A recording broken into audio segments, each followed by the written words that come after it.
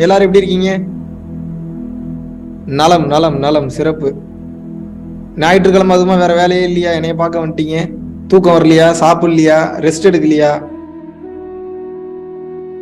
இவ்வளவு நாள் தான் அதை தான் பண்ணிட்டு இருந்தோன்றீங்களா? உங்க கெட்ட நேரம் என்கிட்ட வந்து சிக்கிக்கிட்டீங்க. இதுக்கப்புறம் பாருங்க, ஒன்ஸ் நான் ஆரம்பிச்சிட்டேன் அப்படின்னா ரொம்ப கஷ்டம். இப்பவே சொல்லிடுறேன், இந்த மேட்ரிக்ஸ் படத்துல வர மாதிரி தான். இந்த பக்கம் ரெட் பில்லு, இந்த பக்கம் ப்ளூ பில்லு. எந்த பில் சூஸ் பண்ண போறீங்களோ அதை பொறுத்து உங்க வாழ்க்கை அமைய. தப்பா சூஸ் பண்ணிட்டீங்கன்னா முடிஞ்சு போச்சு. இது வந்து ஒரு எப்படின்னா, this is like a rabbit hole. Once you enter there is no way of turning back. அது போட்டு உங்களை, இந்த உண்மை உங்களை போட்டு பாடா படுத்தி எடுக்கும், டார்ச்சர் பண்ணி எடுக்கும், போட்டு இல்லாத வேலையெல்லாம் பண்ணும். இதெல்லாம் தயார், என்னானாலும் பரவாயில்லைங்க, நான் ஒரு வழி பாத்துறேங்க அப்படின்றவங்களுக்கு மட்டும்தான் இந்த கிளாஸ். எத்தனை பேர் தயார் நிலையில இருக்கீங்க? என்னானாலும் பரவாயில்லைங்க, நான் என்டர் ஆகுறேங்க. சிறப்பு சிறப்பு. இருங்க, இந்த பக்கம் செகண்ட் பேஜ்ல யார் யார் தயார்னு பாக்குறேன். Very good. ஆக மொத்தம் எல்லாரும் தற்கொலை படைன்றது எனக்கு நல்லா தெரியுது. Entering into the spirituality is like committing into some suicidal things. தயார் நிலையில தான் இருக்கீங்க. பட் யாரும் பயப்பட வேணாம். இந்த சூசைடல் திங்ஸ் எப்படிப்பட்டது அப்படின்னா, இது உங்களை அழிக்காது. ஆனா எதெல்லாம் நீங்க இல்லையோ அதை எல்லாத்தையும் சுக்கு சுக்கா அழிச்சணும். தயார் தானே? போயிடலாம்ல, உள்ளுக்குள்ள போயிடலாம்ல. Very good very good very good. ஆக சிறப்பு. அதாவது இந்த ஆன்மீகத்தை பத்தி தெரிஞ்சுக்கிறதுக்கு முன்னாடி முதல்ல மனித வாழ்க்கைனா என்னன்னு தெரிஞ்சுக்கோங்க. மனித வாழ்க்கைனா என்னன்னு தெரிஞ்சுக்கிட்டாதான் ஆன்மீக வாழ்க்கைனா என்னன்னு தெரிஞ்சுக்க முடியும். இப்ப நான் முன்னாடியே கிளாஸ் ஸ்டார்ட் பண்றதுக்கு முன்னாடியே ஒரு விஷயத்த கிளியரா சொல்லிடுறேன். இப்ப நான் ஸ்டார்ட் பண்ணனா உங்களுக்கு குத்தும் கொடையும், கண்டிப்பா குத்தும் கொடையும், வலிக்கும், எரிச்சலா இருக்கும். ஏதாவது கழட்டி என்னை அடிச்சிடலாமான்னு தோணும், ஏதாவது கல் எடுத்து எரிஞ்சிடலாமான்னு தோணும், சட்டி முட்டி இருந்தா மண்டையை உடச்சிடலாமான்லாம் தோணும். இதுக்கு நான் பொறுப்பு இல்லை. நீங்க என்ன நினைச்சீங்கனாலும் அதுக்கு நான் கவலைப்பட மாட்டேன். காரணம் என்ன அப்படின்னு வந்து கேட்டீங்கன்னா, ஆன்மீகத்தினுடைய மிஷனே என்ன தெரியுமா? உங்க ஈகோவை சுக்கு சுக்கா உடைக்கிறது. ஆன்மீகத்தினுடைய நோக்கம் என்ன? என்னங்க இப்பதானுங்க சொன்னேன், ஏதாவது வாயை திறந்து சொல்லுங்க. கலைவாணி வாயை திறங்க. இந்த பக்கம் யாரு பேரு? பாலகிருஷ்ணனா? தாவேனா? பாலகிருஷ்ணன் வாயை திறந்து பேசுங்க. அபிராமி வாயை திறந்து பேசுங்க. ஹரிகேஷ் வாயை திறந்து பேசுங்க. என்ன என்னைய மட்டும் பேச விட்டு வேடிக்கை பார்த்துட்டு இருக்கீங்க எல்லாருமே? நான் போக மாட்டேன், அப்புறம் அடுத்த டாபிக்ல போக மாட்டேன். தர்ஷினி வாயை திறந்து பேசுங்க, பதில் சொல்லுங்க. மனோஜ் வாயை திறந்து பேசுங்க. பரணிதரன் வாயை திறந்து பேசுங்க. பேசுங்க. செல்வன் அண்ணன் வாயை திறந்து பேசுங்க. நீங்க பதில் கொடுக்கலன்னா போக மாட்டேன், நான் அடுத்த டாபிக் போவே மாட்டேன். நான் மட்டும் கதறிட்டு இருக்கணும், நீ மட்டும் ஜாலியா கதை கேட்டுட்டு இருப்பீங்க. சொல்லுங்க, ஆன்மீகம் என்பது என்ன? ஈகோவை சுக்கு சுக்கா உடைச்சு துவம்சம் பண்ணி வீணா போக வைக்கிறதுக்கு பேர் தான் ஆன்மீகம். கிளியர்? இப்ப நான் ஈகோவை சுக்கு சுக்கா உடைச்சு துவம்சம் பண்ணி அதை தூக்கி குப்பையில போடணும் அப்படின்னா முதல்ல அதை யாராவது ஒருத்தங்க நோண்டணும்ல, கிளறணும்ல. அப்ப அந்த வேலையை, அந்த பொறுப்பை என்கிட்ட கொடுத்துருக்காங்க. பாருங்க, நியூக்ளியர் பாம்போட மோசமான மிஷன் இது. உங்க உங்க உங்க ஈகோல கைய வச்சா நீ சும்மா விடுவீங்களா? நீங்க விட மாட்டீங்க.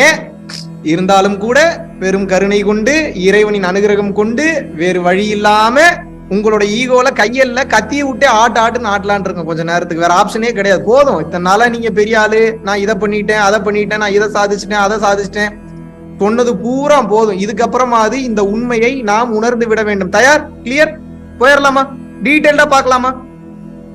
ஈகோவை அழிக்கிறதுக்கு தயார் நிலையில் இருப்பவர்களுக்கு மட்டும்தான் ஆன்மீகம். நான் ஈகோவை அழிக்க மாட்டேங்க, எனக்கு கூழுக்கும் ஆசை, மீசைக்கும் ஆசை, நான் இப்படியும் இருப்பேன் அப்படியும் இருப்பேன், எனக்கு இதெல்லாம் பிரச்சனையே கிடையாது, இருந்தாலும் என்னை வந்து வலிக்காம என்னை கொண்டு போய் கரை சேர்த்து விட்டுருங்களா? அதெல்லாம் முடியாது. ஏன் பல பேர்னால ஆன்மீகத்துல ஜெயிக்க முடியல அப்படின்னு வந்து காரணம் வந்து கேட்டீங்கன்னா, தெளிவாக நீங்க புரிந்து கொள்ள வேண்டும். ஆன்மீகத்தில் ஜெயிக்க முடியாததற்கு உண்டான மாபெரும் காரணம் என்னன்னா, சுகமா வாழ்ந்து பழகிட்டீங்க. அந்த சுகம் உங்களுக்கு ரொம்ப பிடிச்சு போச்சு. நான் சொல்றது புரியுதா? ரொம்ப சுகமா பொய்யான வாழ்க்கையவே உண்மை நினைச்சு வாழ ஆரம்பிச்சிட்டீங்க. எல்லாமே பொய். இந்த துண்டு போய், இப்ப நான் பேசிட்டு இருக்கேன், இந்த கம்ப்யூட்டர் போய், இந்த பின்னாடி தெரியுறாரு அவர் போட்டோ போய், பேசுற நானே பெரிய பொய், எல்லாம் பொய். இதுக்கு பேர் தான் மாயின்னு வச்சிருக்காங்க. இருந்தாலும் வேற வழி இல்லை. என்ன பண்றது? குண்டு சட்டிக்குள்ளேயே குதிரை ஓட்ட வேண்டியதா இருக்கு. எப்படி குதிரை ஓட்ட வேண்டியதா இருக்கு? இது இந்த பொய்யில இருந்தே உண்மையை பேசி இந்த பொய்யில இருந்து கடத்தி உண்மை கூட்டிட்டு போக வேண்டியதா இருக்கு. அப்ப உண்மைக்கு கூட்டிட்டு போறதுக்கு உண்டான அடிப்படை எது அப்படின்னு வந்து கேட்டீங்கன்னா, பொய்யில உண்மை பேசுறது. இந்த மாயை எனும் பொய்யில் உண்மையை பேசி பொய்யனும் மாயிலிருந்து தப்பித்து உங்களை இழுத்து கொண்டு போய் உண்மையில கொண்டு போய் சேர்ப்பதற்கு பேர் தான் உபதேசம். எத்தனை பேருக்கு புரியுது? Clear, super. அப்ப என்னன்னா, எதனால பல பேர்னால ஜெயிக்க முடியல அப்படின்னா, நான் உங்களோட ரோசம் உள்ளவன் ஒரு காலகட்டத்துல. எப்படி? உங்களோட ரோசம் உள்ளவன், உங்களோட மானம் உள்ளவன், உங்களோட மரியாதை உள்ளவன், உங்களோட உயர்ந்தவன், எல்லாம் நான் இருந்தவன் தான். இன்னைக்கு நான் எப்படிப்பட்டவன் கேட்டீங்கன்னா, 1ஆம் நம்பர் வெக்கம் இல்லாதவன், 1ஆம் நம்பர் மானம் இல்லாதவன், 1ஆம் நம்பர் ரோசம் இல்லாதவன், 1ஆம் நம்பர் சூடு இல்லாதவன், 1ஆம் நம்பர் சொரணை இல்லாதவன். யாரெல்லாம் என் கூட வெக்கம், மானம், சூடு, சொரணை இதெல்லாம் வேணான்னு தயாராகிடுறீங்களோ உங்களுக்கு எல்லாம் ஞானம் கிடைக்க போகுதுன்னு அர்த்தம். எப்படி இருக்கு? நல்லா இருக்கா? வெக்கம், மானம், சூடு, சொரணையே இல்லாம வாழக்கூடாதா தம்பி அப்படின்னா வச்சுக்கோங்க. எப்பயாவது தேவைப்படக்கூடிய நேரத்துல வெக்கம், மானம், சூடு, சொரணைய மத்தவனை ஏமாத்துறதுன்னா அவனை ஏமாத்துறதுக்காக இல்ல, அந்த நேரத்துல நம்ம பாதுகாத்துக்கிறதுல நம்ம தலையில உலகம் அரைச்சிருவாங்கல்ல, உலகம் அவ்வளவு மோசமா இருக்குல்ல, அப்போ வெக்கமான சூடு சொரணை இருக்கிற மாதிரி நடிக்கணும். ஆனா நமக்கு மட்டும்தான் தெரியும் நம்ம ஒரு மானம் கெட்டவன். யாருக்கு தெரியணும்? யாருக்கு தெரியணும்? வாயை திறக்க மாட்டீங்க தம்பி, குத்துது தம்பி, கஷ்டமா இருக்கு தம்பி. நான் தான் சொன்னேன்ல, அது அப்படித்தான் இருக்கும், அப்படித்தான் இருக்கும், வலிக்கும், வேதனையா இருக்கும். இவ்வளவு நாள் உங்களை கேள்வி கேட்கறதுக்கு ஆள் இல்ல. எப்படி? கேள்வி கேட்கறதுக்கு ஆள் இல்ல. எவன் கேள்வி கேட்டாலும் அவனை திருப்பி நீ யோகியமானு. ஆனா ஆன்மீகத்தினுடைய உச்சகட்டமே என்னன்னா, யோகியம்ன்ற ஒன்னே கிடையாது. நீங்க எப்படி என்ன யோகியமானு கேட்பீங்க? How beautiful is it? நல்லா இருக்குல்ல? நீங்க இவ்வளவு நாள் உண்மைன்னு நினைச்சு ஒரு வாழ்க்கையை புடிச்சு வாழ்ந்துகிட்டு இருக்கீங்க. அந்த வாழ்க்கை உண்மை இல்ல. இப்ப நான் ஒரு கேள்வி கேட்கிறேன். இப்ப சிவசங்கரா இருக்கட்டும், பிரியங்காவா இருக்கட்டும், பரணிதரனா இருக்கட்டும், குமரனா இருக்கட்டும், பொன் பிரசாந்தா இருக்கட்டும், சுக்கி லால் இருக்கட்டும், கலையரசி, இப்ப எதுக்காக இவங்க பேர்லாம் இவங்க எல்லாம் ஏதோ சொந்தக்காரங்க நினைச்சுக்க போறீங்க? கண்ணு முன்னாடி நீங்க தான் தெரியுறீங்க, அதனால சொல்றேன். இப்ப இவங்கள இப்ப உங்களை எல்லாம் நான் வச்சுக்கிறேன், உங்களெல்லாம் ஒரு கேள்வி ஒண்ணு கேட்கிறேன். இப்ப உங்களுக்கு வயசு 30-35 இருக்குன்னு வச்சுக்கோங்க, ஒரு எக்ஸாம்பிளுக்கு சொல்றேன். ஒரு 30-35 வருஷமா ஒரு வாழ்க்கை ஒண்ணு வாழ்ந்துட்டு வரீங்க. இந்த 30-35 வருஷமா நீங்க வாழ்ந்த வாழ்க்கை பொய்ன்னு சொன்னா உங்களால ஏத்துக்க முடியுமா? எனக்காக ஏத்துக்கிட்டா கூட ஒரு ஓரத்துல நோண்டும்ல, இவன் கிடக்குறான் லூசு பையன், உலகம் எவ்வளவு பெருசா இருக்கு, பில்டிங் எவ்வளவு பெருசா இருக்கு, பேங்க் இருக்கு, பேங்க்ல பணம் இருக்கு, நகை இருக்கு, டைமண்ட் ரிங் இருக்கு, என் புருஷன் நைட் ஆனா வீட்டுக்கு வருவாரு, அவர்கிட்ட நான் அன்பா பேசணும், என் குழந்தைங்க இருக்காங்க, ஸ்கூல் படிக்க வைக்கணும், அவங்கள கொண்டு போய் பாதுகாக்கணும், நான் அதை பண்ணணும், இதை பண்ணணும், எல்லாம் பண்றீங்க. புரியுதா நான் சொல்றது? எல்லாம் பண்றீங்க. ஆனால் பிரச்சனை என்னவென்று நீங்கள் கேட்டீர்கள் என்றால், கொஞ்ச நேரத்துக்கு இந்த சாட் பாக்ஸ்ல கொஞ்ச நேரம் கையை வைக்காம இருங்க தயவு செய்து. யாரும் எந்த மெசேஜ் அனுப்பாதீங்க. கடைசியா உங்களுக்கு கேள்வி பதில் செஷன்ல உங்களுக்கு கேள்வி கேட்பேன், அமைதியா இருங்க. இங்க மெசேஜ் டிஸ்டர்பன்ஸ் ஆகிட்டே இருக்கு, உங்களால் அன்மியூட் பண்ண முடியாது. அந்த ஆப்ஷனை நான் பிளாக் பண்ணி வச்சிருக்கேன். எதனாலனா உங்களோட வாய்ஸ் கேட்குன்றதுனால. ஃபைனலா கொஸ்டின் அண்ட் ஆன்சர் செஷன்ல நானே உங்களுக்கு அன்மியூட் பண்ணக்கூடிய ஆப்ஷன் கொடுப்பேன். அது வரைக்கும் உங்களது திருவடிகளை பிடித்து கேட்டுக்கொள்கிறேன், உங்களது பொன்னான கைகளை வைத்து கொண்டு அமைதியாக அமர்வோம். புண்ணியமா போதும். கிளியர்? சிறப்பு. அப்போ 30-35 வருஷமா ஒரு வாழ்க்கையை ஒண்ணு வாழ்ந்துட்டு வந்துட்டு இருக்கீங்க. அந்த வாழ்க்கைய பொய்ன்னு சொன்னா உங்களுக்கு ஏத்துக்க முடியல. இப்ப நான் ஒரு கேள்வி கேட்கிறேன், நீங்க நினைச்சு பாருங்க. 30-35 வருஷமா நீங்க என்ன பண்ணீங்க? என்னங்க பண்ணீங்க? 30-35 வருஷம் என்னங்க பண்ணீங்க? வேலைக்கு போன தம்பி, அப்புறம் வாயை தோறங்க, நான் பார்த்துட்டு தான் இருக்கிறேன், ஒவ்வொருத்தரையும் பார்த்துட்டு தான் இருக்கேன். சொல்லுங்க. சாப்பிட்டீங்க, வேற? தூங்குனீங்க, வேற? அவார்டு எதுவும் வாங்கினீங்களா? சரி, அவார்டு கூட வாங்கிட்டீங்கன்னு கூட வச்சுப்போம். என்ன அவார்டு? ஒரு 7 ஆஸ்கர் அவார்டு வாங்கினதா வச்சுப்போமா? 7 ஆஸ்கரா? கிறுக்காவன், மென்டலாவன், ஒரு ஆஸ்கருக்கே நாக்கு தள்ளுது, 7 ஆஸ்கர்ன்றா. சரி வச்சுக்கங்க, பேச்சுக்கு தானே. ஒரு 7 ஆஸ்கர் அவார்டு வாங்கிட்டீங்க, அப்படி வச்சுப்போம். 7 ஆஸ்கர் அவார்டு, ஓகே கிளியர். ஒரு 7 ஆஸ்கர் அவார்டு வாங்கிட்டீங்க, என்ன பிரயோஜனம்? என்ன பண்ணீங்க? 2 ஆஸ்கர் வாங்கின ஏஆர் ரஹ்மானே மறுபடியும் உட்கார்ந்து கம்போஸ் பண்ணிட்டு இருக்கிறாரு. மறுபடியும்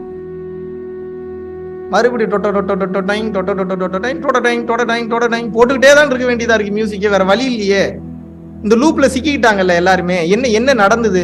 நான் எதுவுமே தப்புன்னு சொல்ல வரலங்க, என் வார்த்தையை கவனிக்கணும். என்ன உண்மைன்னு தெரிஞ்சுக்கணும்னா இதை ஆராய்ச்சி பண்ணாதானே தெரியும். Yes or no? Yes or no? ஆமா. அப்போ இதுல நீங்க தெரிந்து கொள்ள வேண்டியது என்ன? இத்தனை வருஷம் 30-35 வருஷம் ஒரு வேலையை நம்ம பார்த்துட்டு வந்திருக்கோம். இந்த 30-35 வருஷம் நம்ம எதை பண்ணாலும் என்ன பண்ணணும்னு கேட்டா சாப்பிட்டோம் தூங்கணும், சாப்பிட்டோம் தூங்கணும், சாப்பிட்டோம் தூங்கணும், சாப்பிட்டோம் தூங்கணும். வேற என்ன பண்ணோம்? ஏதாவது வேலை பார்க்குற மாதிரி இருக்கும். ஒரு ஒரு ஒரு ஒரு 100 கோடி ரூபா சொத்து உங்ககிட்ட இருக்கிற மாதிரி கூட வச்சுப்போமே. ஒரு எக்ஸாம்பிளுக்கு எத்தனை கோடி? 100 கோடி சொத்து உங்ககிட்ட இருக்குன்னு கூட வச்சுப்போம். இந்த 100 கோடி ரூபா சொத்தை வச்சு என்ன பண்ண போறீங்க? 100 கோடி இருக்குன்னு வச்சுப்போங்க. 100 கோடி தினமும் எடுத்து செலவு பண்ணிக்கிட்டே இருக்கீங்களா நீங்க? டெய்லி 100 கோடி செலவு பண்றீங்களா நீங்க? அருணாச்சலம் படத்துல வர ரஜினிகாந்த் நீங்க படம் பாக்குறதுக்கு தான் நல்லா இருக்கு. 30 நாள்ல இந்த 30 கோடியை செலவு பண்ணா உங்களுக்கு 300 கோடி ரூபா வரும்ன்ற மாதிரி ஏதாவது உங்களுக்கு யாராவது கொடுக்க போறாங்களா? இல்ல அப்படியே அந்த பணத்தை வச்சு நீங்க என்ன பண்ண போறீங்க? நல்லா யோசிச்சு பாருங்க. தினமும் உங்களிடம் இருப்பதை எடுத்து செலவு பண்ணிக்கிட்டே இருக்கீங்களா நீங்க? இல்ல உங்ககிட்ட தான் அவ்வளவு பணம் இருக்கு, அவ்வளவு பணம் இருந்தாலே பிரயோஜனம் இல்லைன்ற என்ன? இப்போ உங்ககிட்ட வந்து ஒரு 100 கோடி ரூபாய் இருக்கு அப்படின்னா 100 கோடி ரூபாய் எங்க இருக்கும்? பேங்க்ல இருக்கும். ஆமாவா இல்லையா? தூக்கி சுமந்துகிட்டா இருப்பீங்க 100 கோடி ரூபாய் பணத்தை. அப்படி இல்லாட்டினா உங்க வீட்டுல ஒரு புதக்குழிய தோண்டி அதல பாதாளத்தை பதுக்கி வச்சிருப்பீங்க. 2 ஆப்ஷன் தானுங்க. ஒண்ணு அக்கௌண்ட்ல வச்சிருப்பீங்க, இல்லன்னா அதல பாதாளத்தை. இப்ப உங்க கண்ணை பார்க்கும் போதே எத்தனை பேர் பதுக்கி வச்சிருக்கீங்கன்றத இப்ப கண்டுபிடிக்க போறேன் நான். எப்படி ஸ்கெட்ச் எப்படி இருக்கு? நல்லா இருக்கா? But so sad to say, யாரோட கண்ணு என்ன சொல்லுதுன்னா யார் வீட்லயுமே அப்படி பணம் இல்லைன்னு சொல்லுது. ரொம்ப வருத்தமா இருக்கு. இந்த ஆன்லைன் கேஸும் ஃபெயிலியர் தான். சரி, ஓகே, நான் மேட்ருக்குள்ள போறேன் மறுபடியும். ஒண்ணு அந்த 100 கோடி ரூபாயை பதுக்கி வச்சிருப்பீங்க, அப்படி இல்லைன்னா அக்கௌண்ட்ல வச்சிருப்பீங்க. அவ்வளவுதானே? ஆமாவா இல்லையாங்க? ஏதோ ஒரு பக்கம் தலையாட்டுங்க. இப்ப இந்த 100 கோடி ரூபாய் பணத்தை அக்கௌண்ட்ல வச்சிருந்தீங்கன்னா பேலன்ஸ மட்டும் காட்டும். Yes or no? அது வெறும் நம்பர் தானே. அந்த 100 கோடி ரூபாய் பணத்தை ஒருவேளை பேங்க்ல இல்லாம பதுக்கி வச்சிருக்கீங்க அப்படின்னா அது பாட்டுக்கு ஒரு ஓரமா ஒரு பேப்பரா, கலர் பேப்பரா இருந்துட்டு போக. அவ்வளவுதானே? இதனால உங்களுக்கு என்ன பயன்? வட்டி வரும் தம்பி. சரி, வட்டி வந்துருச்சு இல்ல, வட்டி வந்தாலும் அதே டிஜிட்ல தானே காட்டுது அக்கௌண்ட் பேலன்ஸ்ல.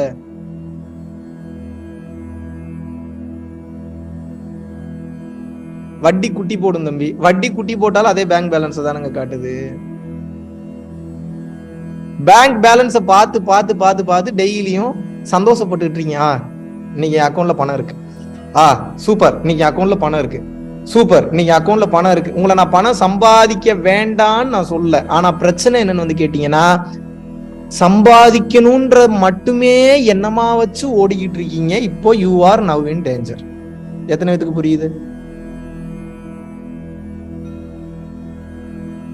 சம்பாதிப்பது குற்றம் அல்ல, ஆனால் எது குற்றம் என்று நீங்கள் கேட்டீர்கள் என்றால், சம்பாதித்து கொண்டே இருப்பேன் நான் சாகர வரைக்கும் என்பது மாபெரும் குற்றம். ஏன்னா நம்ம பிறந்தது சம்பாதிப்பதற்காக மட்டுமல்ல.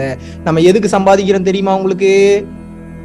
வயிற்று தேவைக்கு, உடல் தேவைக்கு, வீட்டு குடியிருக்கிறதுக்கு, போடுற ட்ரெஸ்ஸுக்கு, இவ்வளவுதான். இதுக்கு எதுக்கு 100 கோடி? அதுக்காக உங்களுக்கு 100 கோடி சம்பாதிக்கவே வேணாங்க. அப்படி ஆப்பர்ச்சுனிட்டி இருந்தா சம்பாதிங்க, வச்சுக்கோங்க, உங்களுக்கு வேணுங்கிறவங்கிட்ட கொடுங்க, என்னமோ பண்ணுங்க. நான் அதெல்லாம் கேட்கல. என்னுடைய கேள்வி ரொம்ப சிம்பிள். இப்போ இந்த 100 கோடிய தினமும் உங்களால தூக்கிட்டு சுத்த முடியுமா தலையில? முடியாது. ஆனால் என்கிட்ட 100 கோடி ரூபாய் பணம் இருக்குன்ற அந்த கம்ஃபர்டபுள் ஃபீல் மட்டும் உங்களுக்கு மன நிம்மதியை கொடுக்குது. இப்ப 100 கோடி ரூபாய் இருந்தாதான் இந்த மன நிம்மதி வருமா? இல்ல 100 கோடி ரூபாய்க்கு மேல ஒரு பொருள் இருக்குன்னு நான் நினைச்சாலும் எனக்கு அந்த மன நிம்மதி வருமா?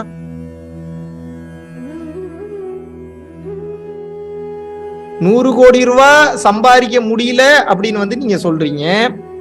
100 கோடி ரூபாய்க்கு மேல ஒண்ணு இருக்குப்பா, அது வந்து ஆல்ரெடி உங்களுக்குள்ளதான்ப்பா இருக்கு, அதை இறுக்கமா புடிச்சுங்கப்பா. அது இருந்தா 100 கோடியே தேவையில்லை.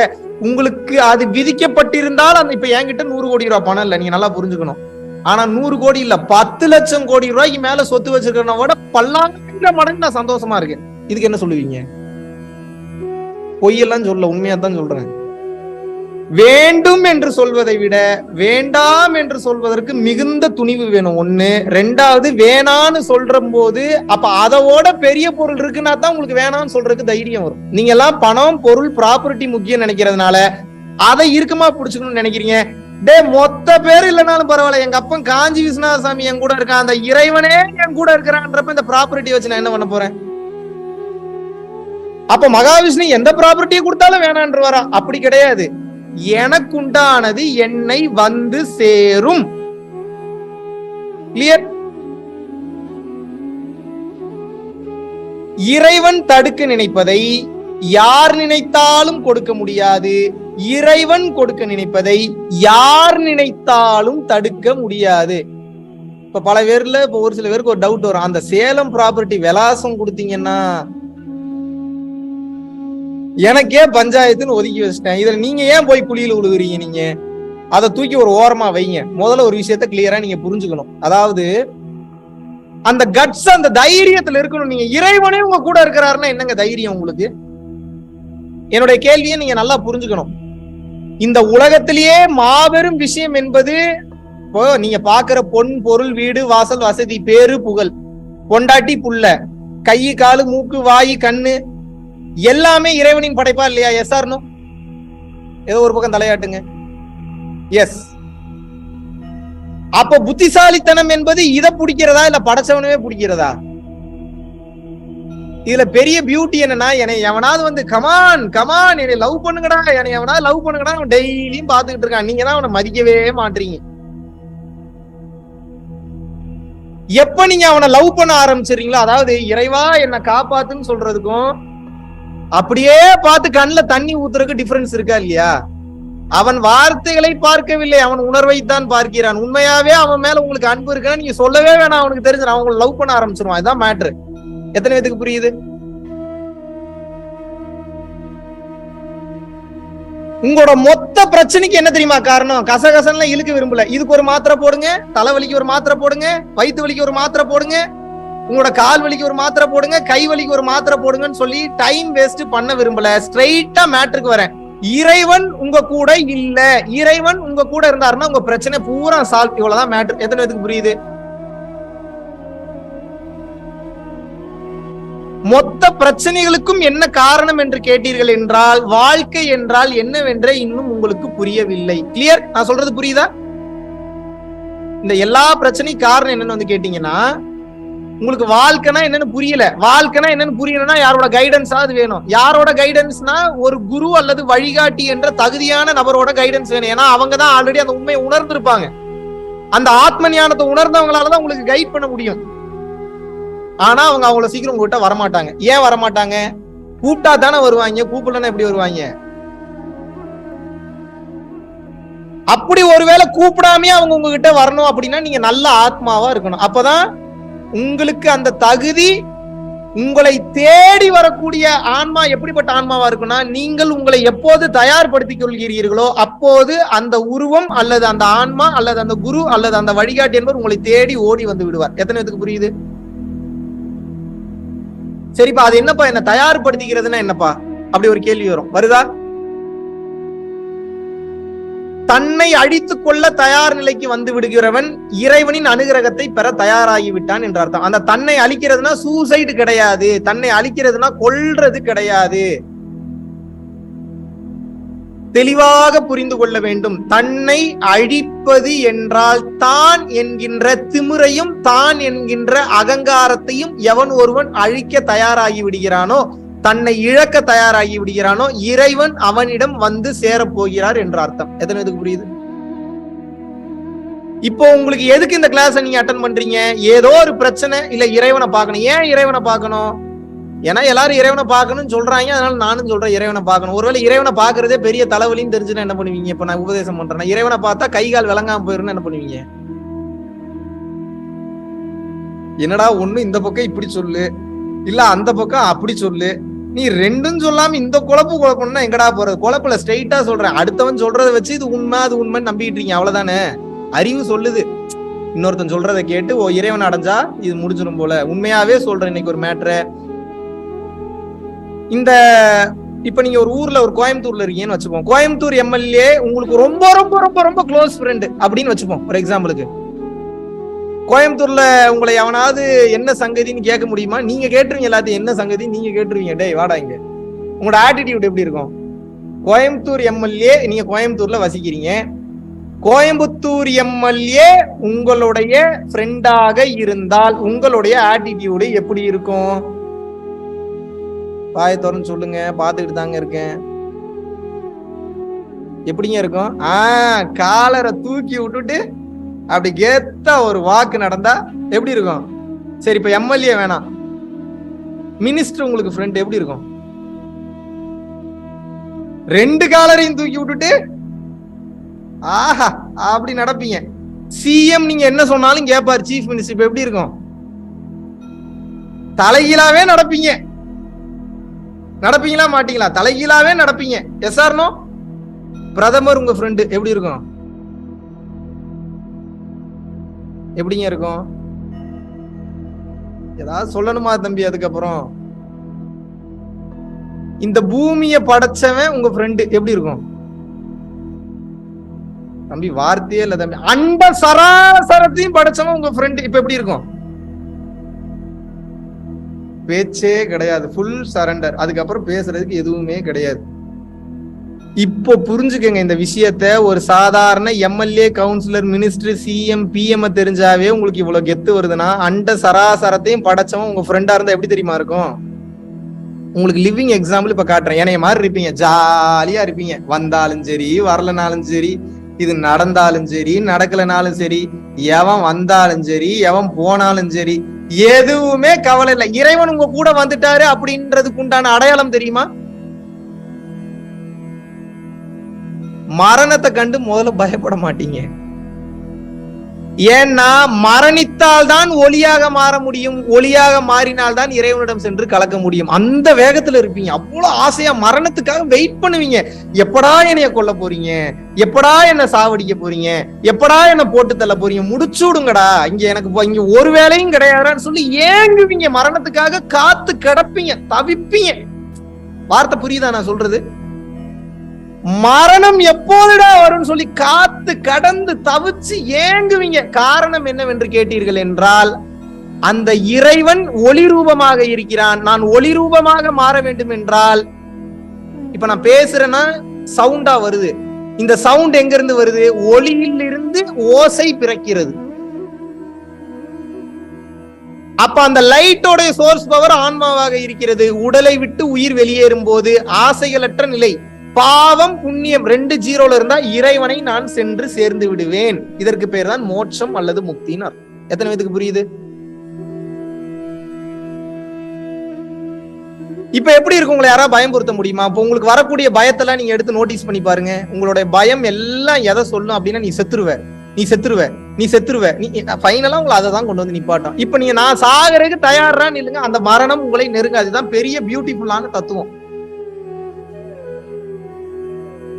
இப்ப நான் சொல்லும் போது உங்களுக்கு அவ்வளவு ஒரு வேகமா ஒரு உத்வேகமா இருக்கிற மாதிரி இருக்கும். ஆனா மறுபடியும் நாளை மரண பயம் வரும். ஏன்னா ரத்தத்தோட ஒவ்வொரு செல்களிலும் உங்களது மரண பயம் கலந்துள்ளது. இறைவன் இருக்காரு பாத்துப்பாரு, இறைவன் இருக்காரு பாத்துப்பாரு, இறைவன் இருக்காரு பாத்துப்பாரு, இறைவன் இருக்காரு பாத்துப்பாரு, இறைவன் பாத்துப்பாரு, இறைவன் பாத்துப்பாருன்னு ஒவ்வொரு சூழ்நிலையிலும் நீங்கள் அவரை நம்பும் போது உங்களது ஒவ்வொரு செல்களும் அருளாக மாற்றப்படும், அருள் ஆசைகளினால் நிரப்பப்படும். அப்பதான் அந்த மரண பயம் உங்களை விட்டு போகும், இல்லைன்னா போகாது. எத்தனை இதுக்கு புரியுது? நீங்க முதல்ல பைபாஸ் பண்ண வேண்டியது மரண பயத்தை தான். தயவு செஞ்சு தூக்கி குப்பையில போடுங்க. வா என்ன தொடு, நீ சரியான ஆம்பளையா இருந்தா என்ன தொடுறான்னு எமனை கூப்பிடணும். யார கூப்பிடணும்? எமனை கூப்பிடணும். இப்படி கூப்பிட்டீங்கன்னா வரமாட்டான் பக்கத்துல. அவன் என்னடா இவ்வளவு தைரியமா கூப்பிடுறான், இவனுக்கு எங்க இருந்து இவ்வளவு தைரியம் வந்து எமனே ஒரு செகண்ட் யோசிப்பான். காரணம் என்னவென்றால், சிவம், சிவம்னா என்ன? இறைன்னு அர்த்தம். சிவம்னா நீங்க ஏதோ ஹிந்துயிசம் நினைச்சுக்க போறீங்க. வேணா இப்படியே பேசுகிறேன், இறைனே வச்சுக்கிறேன் நானு. இறை ஒருவனிடம் இல்லாமல் இந்த தைரியம் சாத்தியமே கிடையாது. எந்த தைரியம்? மரணம் வந்தா வரட்டும், என் மயிரே போச்சு, மரணம் என் மயிருக்கு சமானம் எவன் ஒருத்தன் நினைப்பான்னா, இறை கூட இருக்கிறவன் மட்டும்தான் அந்த தைரியத்துல பயணிப்பான். எத்தனை இதுக்கு புரியுது?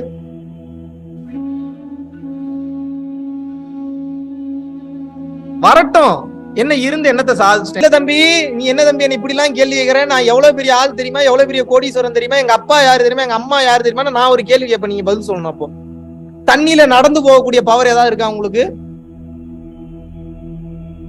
நெருப்போட நெருப்பா கரைஞ்சு போகக்கூடிய பவர் ஏதாவது இருக்கா உங்களுக்கு? அப்படின்றதுக்குள்ள காணா போய் அமெரிக்கால காட்சி கொடுக்கக்கூடிய பவர் ஏதாவது வச்சிருக்கீங்களா உங்களுக்கு? அப்படி ஏதாவது வச்சிருக்கீங்களா? அப்படி யாராவது வச்சிருக்கீங்களா? இங்க வேக வேகமா தலையாட்டுறீங்க இல்லைன்னு. ஒரே நேரத்துல 8 இடத்துல காட்சி கொடுக்கக்கூடிய ஆற்றல் ஏதாவது இருக்கா? இத்தனையும் வச்சிருந்தவங்களே எப்படி தெரியுமா இருந்தாங்க?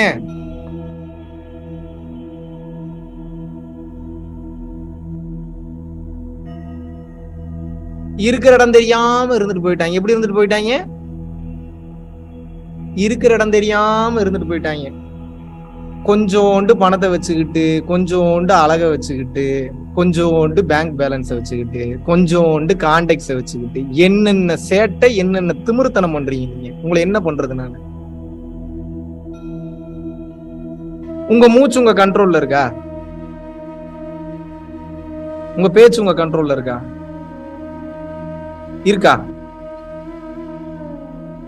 இல்ல. பேச்சு கண்ட்ரோல்ல இருந்தா எதுக்கு பக்கத்து வீட்டுல கொலா சண்டை வருது, எதிர்த்து வீட்டு கூட சண்டை வருது, மேனேஜர் கூட எதுக்கு சண்டை வருது?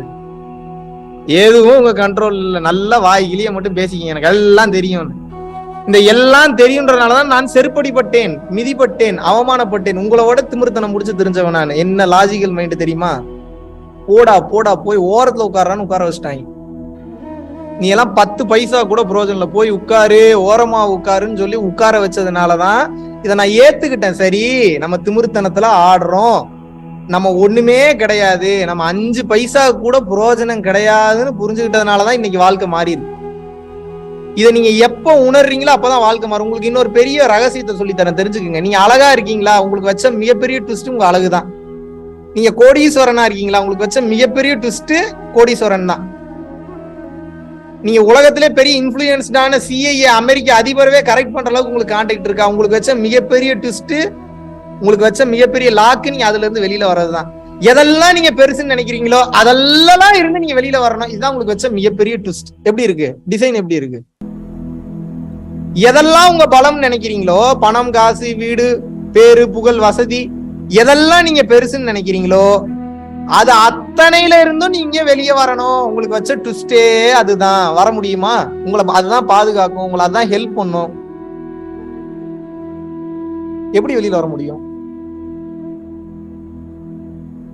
வெளியில வராம உங்களுக்கு விடிவு காலம் பிறக்காது, எழுதி வச்சுக்கோங்க.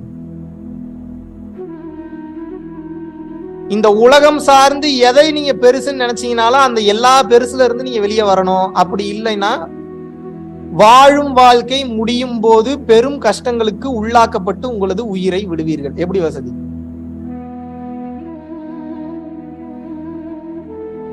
நான் சொல்லலப்பா, இறை சொல்லுது. வாய் மட்டும்தான் என்னது, வரக்கூடிய வார்த்தை எதுவுமே என்னது கிடையாது. உள்ளுணர்வாக இருந்து இறைவன் தான் உணர்த்துகிறார். இப்ப மகாவிஷ்ணு பேசிட்டு இருக்கான்னு நினைக்கிறீங்களா?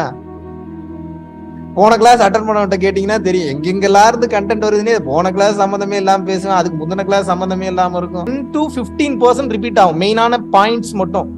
85% ஃபுல்லா நியூ கண்டென்ட். எப்படி எனக்கு வரும் 85% நியூ கண்டென்ட்? எங்க இருந்து வரும்? நான் எந்த புக்கு படிக்கிற பழக்கமும் கிடையாது. என் பெருமைக்கு சொல்ல, நல்லா புரியுங்க. பிரபஞ்சம்தான் என் வாய் மூலியமாக பேசுகிறது, தெரிந்து கொள்ளுங்கள். இப்போது பேசிக் கொண்டிருப்பது மகாவிஷ்ணுவே கிடையாது, பிரபஞ்சம் உங்ககிட்ட பேசிட்டு இருக்கு. எவ்வளவு லக்கியஸ்ட் பீப்புள் தெரியுமா நீங்க? அது சூஸ் பண்ணி பேசும், அது சூஸ் பண்ணி பேசும். இந்த உபதேசம் கேட்கறீங்கன்னாவே பெரிய புண்ணியம். எனக்கே சில நேரத்துல எல்லாரும் நீங்க என் வீடியோ பாக்குறீங்க, எனக்கு ரொம்ப பெருமையா இருக்கு. நான் என்ன தெரியுமா பண்ணுவேன்? நான் யார் வீடியோ தெரியுமா பார்ப்பேன்? என் வீடியோவே மறுபடியும் போட்டு பார்ப்பேன் நான். அம்மா சத்தியமா அதுதான் உண்மை. வீடியோ பேசி முடிச்சுட்டு என் வீடியோ போட்டு பார்த்தாதான் எனக்கே தெரியும் நான் என்ன பேசியிருக்கேன். ஆஹா, ஓ இப்படி எல்லாம் இருக்கும் போல. ஏன்னா பிரபஞ்சம் என் வாய் மூலியமா பேசிட்டு போயிருக்கோம். அதுக்கப்புறம் இந்த அறிவுல ஏத்திப்போம், ஓ இப்படி எல்லாம் இருக்கும் போல, ஓ இப்படி எல்லாம் இருக்கும் போல. சில நேரத்துல 10-15 டைம் ஒரே வீடியோ போட்டு பார்ப்பேன். மென்டல்னே நினைச்சிருவாங்க என் கூட இருக்கிறவன், என்ன லூசி இவனே ரசிச்சுக்கிறான். ஒரு மண்ணாங்கட்டியும் கிடையாது. நான் என்ன பேசுறேன்னு எனக்கே தெரியாது, என்ன ஸ்பாட்ல என்ன வரும், என்ன பேசுறேன்னு தெரியாது. சத்தியமான உண்மை, நம்பி தொலைங்க. உங்ககிட்ட பொய் சொல்லி எனக்கு ஒண்ணும் நடக்க போறது கிடையாது. எப்போ ஒருத்தன் மூலியமாக பிரபஞ்சம் பேசும்?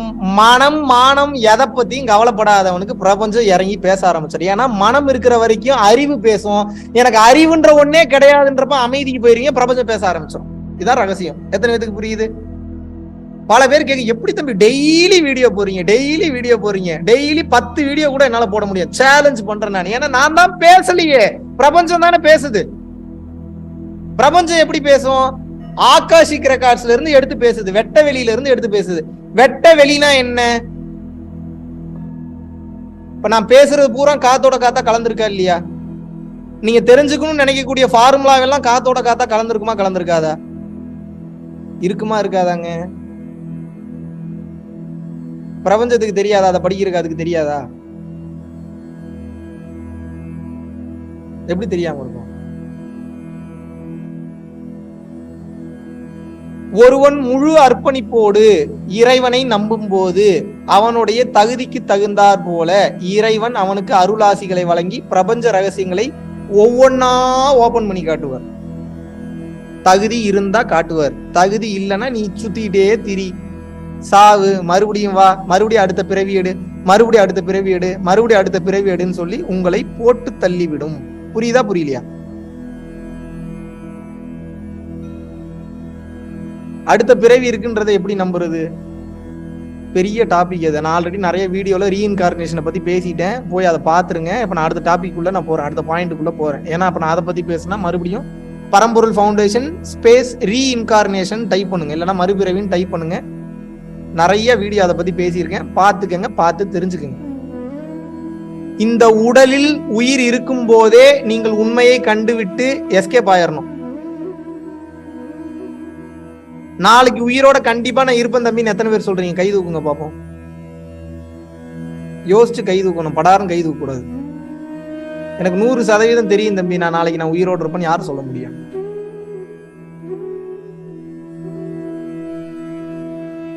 நானே சொல்ல முடியாது, நீங்க எப்படி சொல்லுவீங்க? நம்பலாம் நாளைக்கு நீ உயிரோடு இருக்கணும்ன்றத என்னோட ஆசையும். அதுக்காக நீ வீணா போங்க செத்து போங்கன்னு நான் சொல்ல வரல. நிரந்தரம் இல்லாத வாழ்க்கை, இந்த வாழ்க்கை எப்படிப்பட்டது? நிரந்தரமற்றது. அடுத்த வினாடி நிரந்தரம் இல்லாதது. எத்தனையோ பேர், டைரக்டர் மகேந்திரனா இருக்கட்டும், மீனாவோட ஹஸ்பண்டா இருக்கட்டும், பிரதாப் போத்தனா இருக்கட்டும், எத்தனை பேர், எவ்வளவு பெரிய ஆட்களோட உயிரெல்லாம் படார்னு போகுதா இல்லையா? எதிர்பார்த்தாங்களா? தூங்குறதுக்கு முன்னாடி நினைச்சு பார்த்தாங்களா நாளைக்கு நான் உயிரோட தான் எந்திரிக்க போறேன் அப்படின்னு அவங்க நினைச்சு பார்த்திருப்பாங்களா? நாளைக்கு சாவ போறேன்னு தெரியுமா உங்களுக்கு? செத்து போயிருவீங்க. தயவு செஞ்சு புரிஞ்சு தொலைங்க. உங்க புண்ணியமா போகுது. உங்களுக்கு உபதேசம் பண்ணி எனக்கு ஒன்னும் நடக்க போறது கிடையாது. உங்ககிட்ட நான் பணம் சம்பாதிக்கணும்னு நினைச்சேன்னா எத்தனை 81 பேர் கிட்டே நான் ஃபீஸ் வாங்கியிருப்பேன். பாதி பேர் இதுல பேமெண்ட்டே பண்ணல. உங்களை நான் குத்தி காட்டலாம். தயவு செஞ்சு புரிஞ்சுங்க. எனக்கு இந்த கண்டென்ட் போனா போதும், ஃபவுண்டேஷன் நடத்துற அளவுக்கு எனக்கு பணம் இருந்தா போதும். தயவு செஞ்சு உண்மையை புரிஞ்சுக்குங்க. இந்த உண்மையை கொண்டு போய் சேருங்க. என்ன உயிர் போயிருச்சுன்னா எவ்வளவு பாவ புண்ணியன் மட்டும்தான் கேட்பாங்க. எத்தனை கார் வச்சிருந்த, வீடு வச்சிருந்த, எத்தனை கோடி ரூபாய் பணம் வச்சிருந்த ஒருத்தனும் கேட்க மாட்டான். புரிஞ்சுக்கங்க. புண்ணியமா போகுது. ஏன் புரிஞ்சுக்க மாட்டீங்க?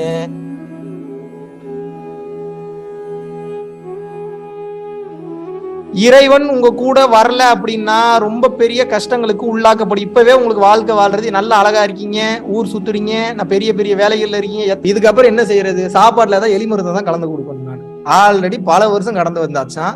இதுக்கப்புறம் சாக போற காலத்துல வந்து ஏதாவது பண்ணுனா எப்படி உடம்பு வளையும்? எப்படி வளையும்? 5 வளையாது எப்படி 50 வளையும் சொல்லுங்க? வளையாது, உடஞ்சிரும். ரொம்ப கவனமா இருந்துக்குங்க. பொழைக்கும் போதே நான் என்ன சொல்றேன், பரம்பொருள் ஃபவுண்டேஷன் டொனேஷன் பண்ணுங்கன்னு சொல்றேன்னா, பிடிச்சா பண்ணுங்க, பிடிக்காட்டி விட்டுருங்க, அவ்வளவுதான் மேட்ரு. ரெண்டாவது என்ன சொல்றேன், மகாவிஷ்ணுக்கு தான் உங்களது ஆத்மார்த்தமான குரு. இவரை விட மிக சிறந்தவர் உலகத்திலேயே எதுவும் கிடையாது சொல்றேன் நானு. காஞ்சி விஸ்வநாத சாமிகளை நீங்க விட்டுட்டீங்க அப்படின்னா கைகாலெல்லாம் கொப்பளம் வந்து செத்துருவீங்கன்னு ஏதாவது சொல்றேன் நான் என்ன சொல்றேன்? உங்களை எஸ்கேப் ஆயிருங்க, இவ்வளவு தானே சொல்றேன். உங்களுக்கு யாரு உட்கார வச்சு இவ்வளவு நல்லது இன்னைக்கு எவன் சொல்றான்? முதல்ல எனக்கு பதில் சொல்லுங்க. உங்களுக்கு நல்லது சொல்லி எனக்கு என்ன நடக்க போகுது அதை சொல்லுங்க. புண்ணியம் சேரும், புண்ணியமும் வேணான்னு உட்கார்ந்து இருக்கிறவனுக்கு புண்ணியம் சேர்ந்தா என்ன, வயசுக்கு வந்தா என்ன, வராட்டி என்ன? புண்ணியமே வேணான்னு உட்கார்ந்து இருக்கிறவனுக்கு எதுக்கு புண்ணியம்? எனக்கு புண்ணியமும் வேணாம், பாவமும் வேணாம். நான் ஒன்னதான் விரும்புறேன். என்ன? ஓடிருங்க தயவு செஞ்சு. தப்பிச்சு எஸ்கேப்பா எங்கேயாவது ஓடி மேல போய் எங்கேயாவது போய் உட்கார்ந்துக்க. மேலன்னா போய் ஏதாவது மாடி மேல போய் உட்கார்ந்துக்க. நான் சொல்றது தானமும் தவமும் செய்பவருக்கு வானவர் நாடது மேல் துறக்கும். அந்த மேல, எந்த மேல? அந்த மேல நல்லா யோசிச்சு பாருங்க. பூமின்றது மட்டும்தான் நிரந்தரம். பூமியை தவிர இந்த உலகத்துல வேற எதுவுமே இல்லைங்க. பூமியை தவிர வேற எந்த உயிரும் எங்கேயும் வாழலங்கன்னு சொல்ல முடியுமா உங்களால?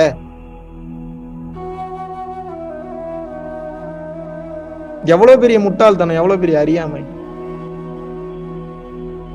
பூமியில மட்டும்தான் உயிர்கள் இருக்கு, வேற எங்கேயுமே உயிர்கள் இல்லைன்னு எப்படி நீங்க சொல்ல முடியும்?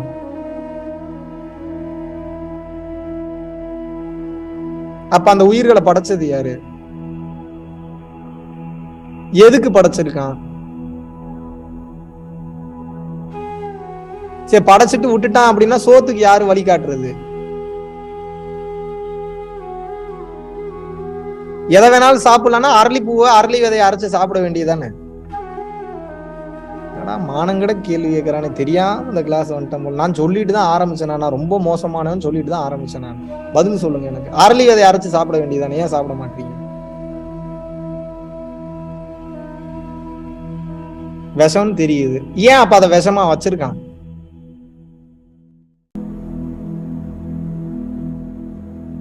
வெடிமருந்து அள்ளி பால்ல கலக்கி இனிப்பா இருக்குன்னு குடிக்க வேண்டியதானே. குடிங்க. பாஸ்பரஸ் அழகி நல்லா நக்கிக்கங்க. யாரு இப்ப வேணான்றா? பண்ணிக்கிங்க. யாரு படைச்சது யோசிச்சிருக்கீங்களா? இதெல்லாம் ஏன் பிரிச்சு வச்சிருக்கான்? ஒன்ன சாப்பிட்டா உடம்பு, கேரட் ஜூஸ் சாப்பிட்டா உடம்பு வளருது, கேரட் அல்வா சாப்பிட்டா உடம்புக்கு நல்லது. இதுவே அரளி விதையை சாப்பிட்டா உயிர் போகுது. நாய தடவுனா சிரிச்சுக்கிட்டே வருது, பாம்பை தடவுனா போட்டு தள்ளிடுது. இது என்ன பண்றது? ஏன் இந்த பிரிவினை? ஏன் இப்படி நடக்குது? ஒருத்தன் நல்லா வளர்ந்துகிட்டே வரான், ஒருத்தன் நாசமா போயிட்டே போறான். ஏன் இந்த ஏற்ற தாழ்வுகள்? ஏன்? என்ன ஃபார்முலா அங்க இருக்கு? ஒருத்தன் பணம் வச்சிருந்தா சந்தோஷமா இருக்கான், இன்னொருத்தன் பணம் வச்சிருந்தா நாசமா போறான். ஏன் இந்த பிரிவினை? ஏன் இந்த மாற்றம்? ஒருத்தன் எதுவுமே இல்லாம பரவசமா இருக்கான், ஒருத்தன் எதுவுமே இல்லாம சூசைட் பண்ணிக்கிறான். ஏன் இந்த மாற்றம்?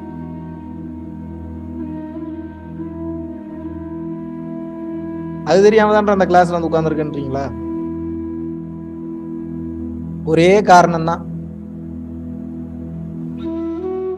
84 லட்சம் யோனி பேதங்களுக்கும் இறைவன் தான் படைப்பாளி. விச் மீன்ஸ் கொரோனா வைரஸ்ல இருந்து, HIV ஹியூமன் இம்யூனோ வைரஸ்ல இருந்து, உங்களை போட்டு தள்ளக்கூடிய கேன்சர் செல்ல இருந்து படைச்சது யாரு?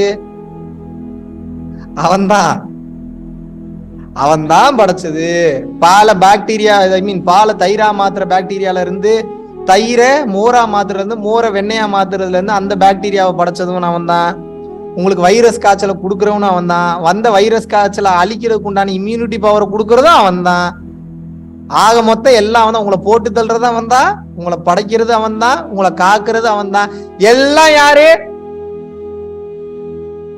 அவன் தான். அவன் எங்க இருக்கான்? காரைக்குடி பக்கம் தூத்துக்குடி பக்கம் இருக்கானா? காரைக்குடி பக்கம் தூத்துக்குடி பக்கமும் இருக்கிறான். எங்க இருக்கிறான்? உங்களுக்குள்ள எங்க இருக்கிறான்? புருவ மத்தியத்திற்குள் ஜோதியாக இருக்கிறான்.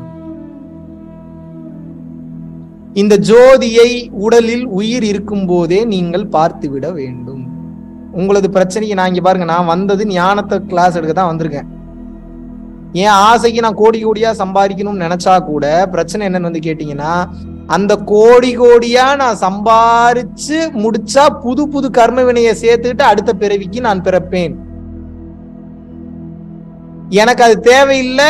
இந்த பிறவி என்பதை நான் முடித்துக் கொள்கிறேன், எனக்கு உண்டானது மட்டும் எனக்கு வரட்டும்ன்ற தன்மைக்கு வரும்போது புது கர்ம வினைகளை சேர்க்க மாட்டீங்க.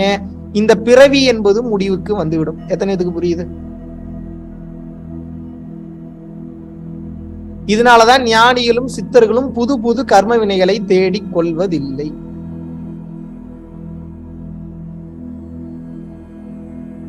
இப்ப நீங்க ஆல்ரெடி கோடீஸ்வரனா இருக்கீங்களா? சந்தோஷம். நீங்க ஆல்ரெடி பிச்சைக்காரனா இருக்கீங்களா? ரொம்ப ரொம்ப சந்தோஷம். நீங்கள் பிச்சைக்காரனாக இருப்பதற்கும் ஒரு மாபெரும் காரணம் உண்டு, நீங்கள் கோடீஸ்வரனாக இருப்பதற்கும் ஒரு மாபெரும் காரணம் உண்டு, உங்க கையால் விளங்காம இருக்கிறதுக்கு ஒரு காரணம் உண்டு, கை நல்லா வேலை செய்யறதுக்கு ஒரு காரணம் உண்டு, முள்ளு குத்துனதுக்கு ஒரு காரணம் உண்டு, கழுத்து வலி வந்ததுக்கும் ஒரு காரணம் உண்டு, நீங்க வீணா போறதுக்கு ஒரு காரணம் உண்டு. ஆக மொத்தம் எல்லாமே காரண காரியங்களோட தான் நடக்குது. ஒரு குண்டூசி கூட காரண காரியமின்றி இங்கு விழுவதில்லை. எத்தனை இதுக்கு புரியுது?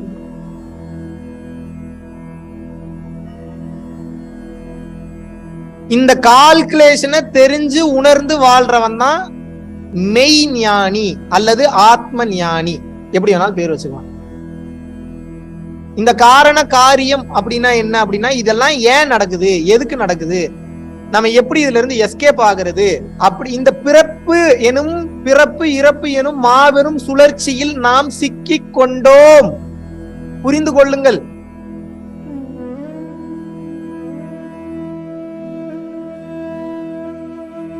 திருவள்ளுவர் இதை என்னன்னு சொல்றாரு? பிறவி பெருங்கடல் நீந்துவர் நீந்தார் இறைவனடி சேராதார். அடேங்கப்பா, இந்த பிறவி என்பது பெரும் கடல். இந்த பெரும் கடலை நீங்கள் நீந்தித்தான் கடக்க வேண்டும். இந்த பிறவி எனும் பெரும் கடலை நீந்தி கடக்கவில்லை என்றால் இந்த சம்சார பந்தத்தில் சிக்கிக்கொண்டு மீண்டும் மீண்டும் மீண்டும் மீண்டும் பிறந்து இறந்து பிறந்து இறந்து பிறந்து இறந்து பிறந்து இறந்து தவிப்பீர்கள். எப்படி வசதி? இந்த வழியே தாங்க முடிய மாட்டேங்குது. உங்களுக்கு எல்லாம் எதுக்கு அடுத்த பிறவி வேணான்றீங்களோ எனக்கு தெரியல. எனக்கு ஒரு காரணத்துக்கான அடுத்த பிறவி கண்டிப்பா வேணான்ற. என்ன காரணம் தெரியுமா உங்களுக்கு? ஸ்கூலுக்கு போகணும். எவ்வளவு பெரிய தலைவலி பிடிச்ச வேலை தெரியுமா அது? 1ஆவதுல இருந்து 2ஆவது, 2ஆவதுல இருந்து 3ஆவது, 3ஆவதுல இருந்து 4ஆவது, அப்புறம் 5ஆவது, அப்புறம் அடேங்க அப்ப சொல்லும் போதே கிறுகிறுன்னு சுத்துது. உங்களுக்கு எல்லாம் எதுக்கு நீங்க அடுத்த பிறவி வேணான்றீங்களா எனக்கு தெரியலப்பா. எனக்கு ஸ்கூலுக்கு போக கூடாதுன்றக்காவே எனக்கு அடுத்த பிறவி வேணான்ற. உங்களுக்கு எப்படின்னு எனக்கு தெரியல. தலைவலி பிடிச்ச வேலை சாமி. எத்தனை வருஷம் எவ்வளவு தூரம் படிக்கிறது? படிச்சுக்கிட்டே இருக்கிறதா? படிச்சது பயன்படவே இல்லை என் வாழ்க்கையில. ஒரு நாள் கூட பித்தாகரஸ் தேற்றத்தை பயன்படுத்தினது கிடையாது. நான் என்ன டாஷுக்கு அப்புறம் நான் படிக்கணும்? போய் எனக்கு என்ன யூஸ் இருக்கு? போய் அதுக்காக மகாவிஷ்ணு படிக்கவே வேணான்ட்டாரு. நேத்து ஒருத்தன் வந்துட்டான், எல்லாத்தையும் விட்டுட்டு வந்துட்டான். இனிமேல் உங்களோட தான் வாழ போறேன் நான். டே இவனை வச்சுக்கிட்டு அவனை நான் கன்வின்ஸ் பண்ணி வாணியபாடி அனுப்பி வைக்கிறக்குள்ள நான் பட்ட அவஸ்தை எனக்கு தான் தெரியும். சொல்றத கரெக்டா புரிஞ்சுக்கங்க. இன்னைக்கு அவசியமானதுக்கு ஒரு டிகிரி வேணும். அந்த டிகிரியை வாங்கி வச்சுட்டு என்ன வேணாலும் பண்ணுங்க. பிகாஸ் இந்த உலகம் இன்னைக்கு டிகிரியை தானே கேக்குது. எங்க போனாலும் இப்ப நான் பெரிய ஆத்ம ஞானிங்க, நான் ஆத்ம யோகிங்கன்னா இமிகிரேஷன் ஆபீசரே மதிக்க மாட்டேன். டேய் என்னடா பேப்பரை காட்டுறா, என்னடா வச்சிருக்க நீ அப்படின்னு தான் கேக்குறான். என்ன பெரிய யோகி பெரிய ஞானின்னா என்ன? அப்ப நீ பிக்சர்ல எடுக்க போனோம், இங்க நான் மலேசியால உனக்கு என்ன கிணறு வெட்டுற வேலையான்னு கேக்குறாங்க. என்ன பண்றது? அப்ப அவனுக்கு என்ன தேவையோ அதை நம்ம இந்த உலகத்துல கொடுத்து தானே ஆகணும். S or no? அவசியமானதுக்கு ஒரு டிகிரி வாங்கிக்கங்க. அவசியமானதுக்கு மட்டும் எல்லாத்தையும் பயன்படுத்துங்க. அவசியம் இல்லாத தூக்கி குப்பையில போட்டுட்டு அடுத்த வேலைய பாருங்க. எத்தனை பேத்துக்கு புரியுது? சந்தோஷம், புண்ணியமா போச்சு. அப்போ நான் என்ன கேக்குறேன்னா, இறைவன் உங்க கூட வந்துட்டாரு அப்படின்னா நீங்க எதை பத்தியும் கவலைப்படணும்ன்ற அவசியமே கிடையாது. ஏன்? எல்லா லாக்கையும் போடுறவன் அவன் தான், எல்லா லாக்கையும் எடுத்து விடுறவன் அவன் தான். நமக்கு லாக்கை எடுக்க தெரியாது. ஒரு 15 இடியாப்பத்தை மொத்தமா கலந்து கொடுத்து எங்க பிரிங்க பாப்போம், ஒவ்வொரு நூலா வெளியில எடுங்கன்னு எடுத்துருவீங்களா நீங்க? இடியாப்பத்துல முதல் எது முடிவு எடுதுன்னு கண்டுபிடிக்க முடியுமா உங்களால? நாளைக்கு வேணா ட்ரை பண்ணி பாருங்க. மகாவிஷ்ணு ரொம்ப ஈஸியான மேட்டர் தான் சொல்றாருன்னு நினைக்கிறவங்களுக்கு நாளைக்கு இடியாப்பம் கடையில வாங்கியோ உங்க வீட்டுல போட்டோ இடியாப்ப சிக்கலை எடுக்க ட்ரை பண்ணுங்க. பண்ணுவீங்களா? பண்ண மாட்டீங்க. ஏன்னா தெரியுது உங்களுக்கு அதை எடுக்க முடியாது. உங்க வாழ்க்கையே அப்படி குந்தாங்கூரா கிடக்குது. அந்த இடியாப்ப சிக்கலை எடுக்க முடியாது, உங்களால எடுக்க முடியாது. புரிஞ்சுக்கங்க. இறைவன் நினைச்சாதான் எடுக்க முடியும். சில அறிவாளிகள் எல்லாம் சொல்றாங்க, என்ன சொல்றாங்கன்னா எல்லாம் உன் கையில் தான் உள்ளது. இங்கதான் அகங்காரமே வருது உங்களுக்கு. என் கையில் உள்ளதுன்னா உள்ளதுதான். எது என் கையில் உள்ளது? இறைவனை சரணாகதி அடைவது மட்டும்தான் என் கையில் உள்ளது. என்னுடைய ஆப்ஷனை மாத்துறதுக்கு உண்டான ஆற்றல் இறைவன் கிட்ட மட்டும்தான் உண்டு. அப்ப நானே இறைவன்ற தன்மை எதுங்க? நானே இறைவன் என்பது உண்மைதான். அகம் பிரம்மாஸ்மி என்பது உண்மைதான். நான் இல்லை என்று சொல்லவில்லை. ஆனால் இறைவனின் தன்மை எப்படி இருக்கும் தெரியுமா? தன்னடக்கம் அதிகமாக இருக்கும், தாராள குணம் நினைந்திருக்கும், கருணை உள்ளம் ததும்பி வலியும். இதுல எதெல்லாம் உங்ககிட்ட இருக்கு? நீங்க இறைவனா இருக்கிறீங்க சொல்லுங்க இப்ப என்று சொல்லுங்க.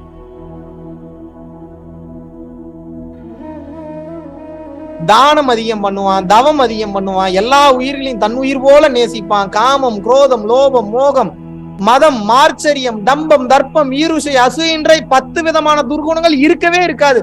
பரிசுத்தமான ஆன்மாவா இருப்பான். எத்தனை பேர் அப்படி இருக்கீங்க இறைவனா? சொல்லுங்க இப்ப பதில் சொல்லுங்க. பேசலாமா? நம்ம எல்லாம் பேசலாம், வாயை திறக்கலாமா? நம்ம எல்லாம் இறைவன் நினைச்சாவே முதல்ல உங்களுக்கு அன்பு கருணை தான் ஜாஸ்தி வரணும். ஆனா இறைவன் நினைச்சா திமிருத்தனமும் அகம்பாவமும் ஆணவமும் தான் ஜாஸ்தி வருது. என்ன பண்றது? உங்களை ஆல்ரெடி இருக்கக்கூடிய ஆணவத்துவே நம்மளால என்ன பண்றதுன்னு தெரியலையா? இதுல புதுசா நம்ம சேர்த்துட்டோம்னா என்ன பண்றது?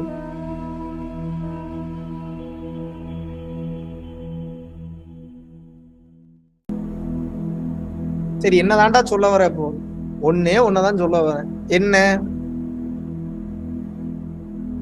உங்க வாழ்க்கையில நீங்க என்ன தெரியுமா சொல்றீங்க? தம்பி பேப்பர் பறக்குது, தம்பி தம்பி இது பறக்குது, தம்பி தம்பி என்னுடைய பேண்ட் பறக்குது, தம்பி தம்பி என் ஷால் பறக்குது, தம்பி தம்பி என் திருநூறு பறக்குது, தம்பி தம்பி டேபிள்ல இருந்த எல்லாமே பறக்குது, தம்பி டிசைனா பிரச்சனையை சொல்றீங்க. நான் என்ன சொல்றேன்னா, இப்படியே பறக்குது பறக்குது பறக்குது பறக்குதுன்னே சுத்திட்டு தெரியாதீங்க. போய் ஃபேனை போய் ஆஃப் பண்ணுங்கன்ற. ஏன் புரிஞ்சுக்க மாட்டீங்க? புரியுதா புரியலையா? எனக்கு இந்த பிரச்சனை இருக்கு, அந்த பிரச்சனை இருக்கு, இது ப்ராப்ளம், கை வலிக்குது, கால் வலிக்குது, மன வலியா இருக்குது, எனக்கு ஏமாத்திட்டான், துரோகம் பண்ணிட்டான், நம்பிக்கை துரோகம் பண்ணிட்டான், வேதனையா இருக்கு, இப்படி இருக்கு, அப்படி இருக்கு, இவ்வளவு பிரச்சனையா இருக்குன்னு டிசைனா பிரச்சனையை சொல்றீங்க. ஆன்மீகம் பண்றவங்களுக்கு உங்க மெயின் பிசினஸே உங்களோட இத்தனை பிரச்சனை தான். ஆனா அவனுக்கு நல்லா தெரியும் இறைவன் உங்க கூட வந்துட்டாருன்னா எல்லாம் சரியாயிரும்னு அவனுக்கு தெரியும். அதை மட்டும் சொல்லி தர மாட்டாங்க. ஆல்ரெடி பேரு புகழ் அடைஞ்சவங்களோட ஹிஸ்டரியா மாத்தி வச்சுட்டாங்க. அடுத்து வர்றவனுங்க சுயநலவாதி உலகம். இதுக்கப்புறம் பேரு புகழ் அடைஞ்சு நம்ம என்ன பண்ண போறோம்? அதுக்காக நான் இப்பயே சாக சொல்றேன். நான் உங்களை அதுவும் சொல்லல. நான் உங்களை என்ன சொல்றேன்? இறைவனை இறுக்கமா புடிச்சுக்கங்கன்றேன். இறைவன்னா யாரு? ஒளி ரூபமாக இருக்கிறான். இறைவனை எப்படி இறுக்கமா பிடிக்கிறது? தானம் பண்ணணும், தவம் பண்ணணும். அவ்வளவுதான் மேட்ரு. உங்க எல்லா பிரச்சனையும் முடிய போகுதுன்னு அர்த்தம். சிம்பிள். நீ இன்னும் விடிய விடிய உட்கார்ந்து கதை கேட்டீங்கன்னா இவ்வளவுதான் மேட்ரு. வேற எதுவும் இல்ல. என் பாக்கெட்ல வேற ஏதாவது ஸ்பெஷலா இருக்குன்னு நினைச்சுக்க போறீங்க. வெறும் பாக்கெட் தான் இருக்குது. அவ்வளவுதான் மேட்ரு. என்ன பண்ணணும்? நீங்க தானம் பண்ணணும். அவ்வளவுதான். தானமும் தவமும் செய்வோருக்கு வானவர் நாடது மேல் திறக்கும். இல்லைன்னா ஒன்னும் திறக்காது. உங்களுக்கு வந்த மொத்த பிரச்சனைக்கு காரணம் என்னன்னா, அருள் என்பது உங்களிடம் இல்லை. அருள் என்பவன் தான் இறைவன் அல்லது எனர்ஜி அல்லது குரு, எப்படி வேணாலும் வச்சுக்கோங்க. அந்த அருள் உங்ககிட்ட இருக்குன்னா ஈவில் எனர்ஜி உங்களை தாக்குமா? தாக்குமா? உங்களுக்கு புரியுற பாதையிலே வரேன். இப்ப நான் துப்பாக்கி எடுத்து உங்களை சுட்டா உயிர் போகுமா போகாதா? போகாது தம்பி. உங்க லேப்டாப் தான் உடையுன்றீங்க. நேர்ல வந்து சுடுறேன், உயிர் போகுமா போகாதா? போகாதா? ஏதாவது ஒரு பக்கம் ஆட்டுங்க. இவ்வளவு இப்படி எல்லாம் ஆட்டினீங்கன்னா எப்படி கண்டுபிடிக்கிறது? உங்களை நேர்ல வந்து துப்பாக்கி வச்சு சுடுறேன், உயிர் போகுமா போகாதா? போகும். Very good.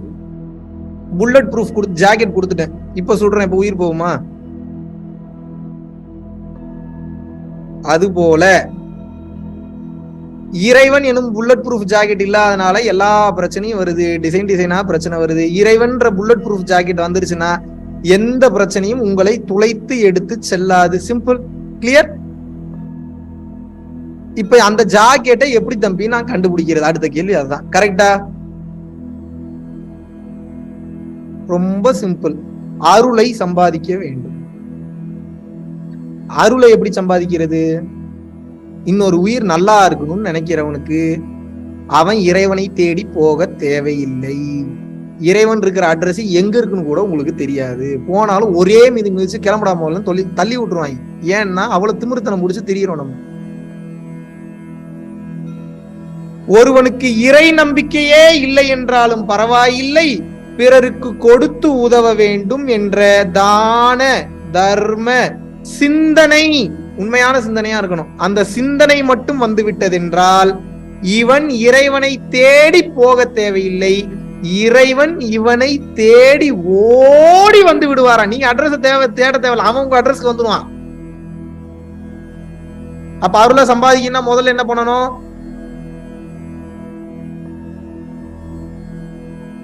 என்ன பண்ணணும்? முதல்ல பரம்பொருள் ஃபவுண்டேஷன் கான்டாக்ட கட் பண்ணிட்டு என்ன பண்ணணும்? தான தர்மம் செய்யற வேலையை ஸ்டார்ட் பண்ணுங்க. புண்ணியத்தை சேருங்க. கிளியர்? உங்களுக்கு புரியுற மாதிரி வேற இங்கிலீஷ்லயும் சொல்ற, அதையும் தெரிஞ்சுக்கங்க. Give and give more without expect anything in return. நல்லா கவனிங்க, வார்த்தையை கவனிங்க, நல்லா கவனிக்கணும். ஒவ்வொன்றும் ரத்தின சுருக்கமா இருக்கும், ஆனா அவ்வளவு அர்த்தம் இருக்கு அதுல. Give and give more without expect anything in return. Such sacrifice by a devotee that enslaves God. Enslaves God. அதை அண்டர்லைன் பண்ணுங்க. அப்படின்னா என்ன? கொடுத்துக்கிட்டே இரு. பணத்தை மட்டும் இல்ல, அறிவை கொடு, அன்பை கொடு, பாசத்தை கொடு, கருணையை கொடு. உன்னால என்ன முடியுமோ அதை கொடு. எதிர்பார்க்காம கொடு. எதிர்பார்ப்பு இருக்க கூடாது. அதான் அந்த இடத்துல அதான் அண்டர்லைன் பண்ணணும். எதிர்பார்ப்பு இல்லாம கொடு. எந்த பக்தன் அப்படி எதிர்பார்ப்பு இல்லாம இன்னொரு சக மனிதனுக்கோ சக உயிருக்கோ கொடுக்க ஆரம்பித்து விடுகிறானோ, such sacrifice by a devotee, அப்படிப்பட்ட அர்ப்பணிப்பு எந்த ஒரு பக்தனிடம் இருக்கிறதோ, that enslaves God. அப்படிப்பட்ட குணம் கடவுளையே அவன் காலடியில் அடிமைப்படுத்தி விடும்ன்றாங்க.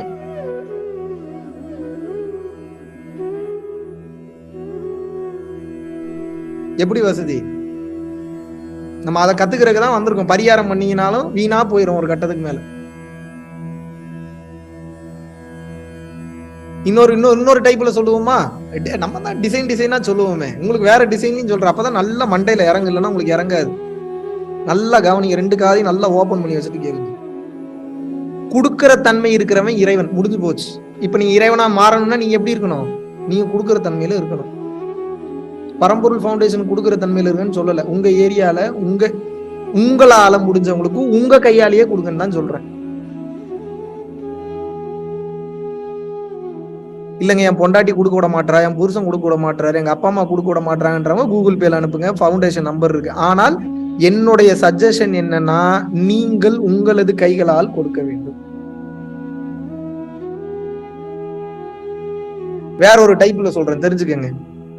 எவன் ஒருவனிடம் அல்லது எவள் ஒருவளிடம் தன்னடக்கம் அதிகமாகி விடுகிறதோ, தாராள குணம் அதிகமாகி விடுகிறதோ, நல்ல வார்த்தை கவனிங்க. எவன் ஒருவனிடம் அல்லது எவள் ஒருவளிடம் தன்னடக்கம் அதிகமாகி விடுகிறதோ, தாராள குணம் மிகவும் அதிகமாகி விடுகிறதோ, எது நடந்தாலும் எந்த வருத்தம் அடைந்தாலும் எல்லாம் அவனுக்கு தெரியும். அவனுக்கு தெரியாமல் என்ன நடக்க போகிறது? எல்லாத்துக்கும் காரணம் அவன் தான். அவன் பார்த்து கொள்வான். எதற்கெடுத்தாலும் எவன் ஒருவன் அல்லது எவள் ஒருத்தி அவனையே காரணம் காட்டி கொண்டிருக்கிறானோ, அவன் அல்லது அவள் மெல்ல மெல்ல நகர்ந்து இறை என்னும் ஒளி வட்டத்திற்குள் வந்து விட்டான் என்பதே பொருளாகும் அகத்தியர். ஏதாவது புரியுதா புரியலையா? இல்ல நானே ஏதோ உளறிட்டு இருக்கிற மாதிரி இருக்குது. இதுக்கப்புறம் புரியலாம் ரொம்ப கஷ்டம் குருஜி. இவ்வளவு பொறுமையெல்லாம் எவனு உட்காந்து சொல்லி எல்லாம் கொடுத்துட்டு இருக்க மாட்டாங்க. இதுவே புரியலன்னா ரொம்ப கஷ்டம். உங்களுடைய வேலை என்னன்னா, இதுக்கப்புறம் ஒண்ணுதான் வாழ்க்கையில. இங்க பாருங்க, உங்க பிரச்சனையை கேட்கறதுக்கெல்லாம் நான் வரல. உங்க பிரச்சனையை நீங்களே தான் சரி பண்ணிக்கணும். எவனோ ஒருத்தன் வந்து உங்க பிரச்சனையை நான் பார்த்துக் கொள்கிறேன் குழந்தாயினால பொய் சொல்ல வரான்னு அர்த்தம். அப்படிலாம் பார்க்க முடியாது எவனாலையும். அதுவே நினைச்சா அதுவே நடந்தா மாறும், இல்லைன்னா மாறாது. அருளை சம்பாதித்துக் கொள்ளுங்கள். கொஞ்சம் கொஞ்சமாகத்தான் பிரச்சனை மாறும். பல ஜென்ம கர்ம வினைகள் மொத்தமா சேர்ந்து இப்ப அனுபவிச்சுட்டு இருக்கீங்க. அருள் சேர சேர சேர சேரதான் அது கொஞ்சம் கொஞ்சமாக இருள் எனும் அறியாமை விலகும். ஒரே நாள்ல மாற்றத்தை எதிர்பார்க்காதீங்க, அது நடக்காது. சில பல வருடங்கள் ஆகும். இன்னைக்கு ஆரம்பிச்சுக்கிட்டாவே சில பல வருஷம் ஆகும். ஒரு சில பேர் அடுத்த நாளே அடைஞ்சிடலாம் சொல்ல முடியாது, அவங்கவுங்க கர்ம வினையை பொறுத்தது. ஆனா அது ரொம்ப ரேர். அப்படி இருக்கிறவங்களும் இருக்கிறான். இது எப்போது வேண்டுமானாலும் நிகழலாம். நான் வாழ்வியல் முறையை சொல்லிக் கொடுக்க வந்திருக்கிறேன். உங்களுக்கு நான் உட்கார்ந்து குறி சொல்றதுக்கோ அருள்வாக்கு சொல்றதுக்கோ வரல. அதுக்கெல்லாம் ஏகப்பட்ட பேர் இருக்காங்க. நான் சுத்த ஞானத்தை போதிப்பதற்காக வந்திருக்கிறேன்.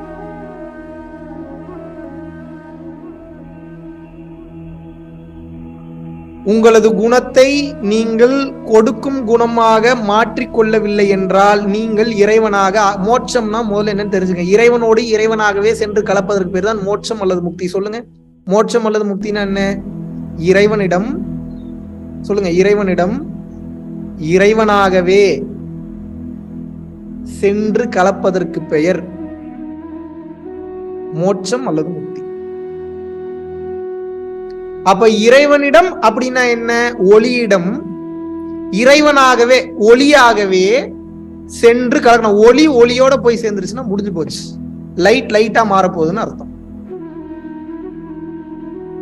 லைட்டான தத்துவம் தான், பட் வெயிட்டான தத்துவம். எப்போது லைட்டா மாற போறீங்க? கரண்ட் கம்பியில கை வச்சா மாறிடுவீங்களா? டிரான்ஸ்ஃபார்மரை கட்டி பிடிச்சா மாறிடுவீங்களா? எப்படி மாறுவீங்க? நான் அப்பப்போ நல்லா ஹை பிச்சில் போயிட்டு இருக்கு உங்க முகத்தெல்லாம் பார்த்தா எனக்கு சோகமாயிருது. இந்த உயிர்கள் எப்படி தப்பிக்க போதோ ஆண்டவா, ஐயோ. எனக்கே கொஞ்ச நேரத்துல சோகமாயி நானே பிச்சை கம்மி பண்ணிக்கிறது. அப்படியே பார்ப்பேன், ஒவ்வொருத்தர் முகமா பார்ப்பேன். இத்தனை உயிர்களையும் இப்ப நீ எவ்வளவோ பரவாயில்ல. இப்ப உபதேசம் கொடுத்தே 1-2 பேர் தேடுறது கஷ்டம்னா எனக்கு தெரியும். எப்படி நீங்க யாரும் பயிற்சி பண்ண மாட்டீங்க, யாரும் இறைவன்ட்ட போக மாட்டீங்கன்னு தெரியும். இருந்தாலும் கதறேன். ஏன் கதறேன்? எனக்கு நல்லா தெரியும். இந்த உலகம் எனும் மாபெரும் மாயில் மறுபடியும் சென்று சிக்கிக் கொள்வீர்கள் என்று எனக்கு தெரியும். 100% எனக்கு நம்பிக்கை இருக்கு. நான் சொல்றதை கேட்கவே மாட்டீங்கன்றது. இருந்தாலும் எவ்வளவு பியூட்டிஃபுல்லா உட்காந்து எவ்வளவு டைம் ஸ்பெண்ட் பண்றேன் பாத்தீங்களா? காரணம் என்ன? காரணம் என்னன்னா கொடுக்கப்பட்ட பணி செய்ய வேண்டியதா இருக்கு.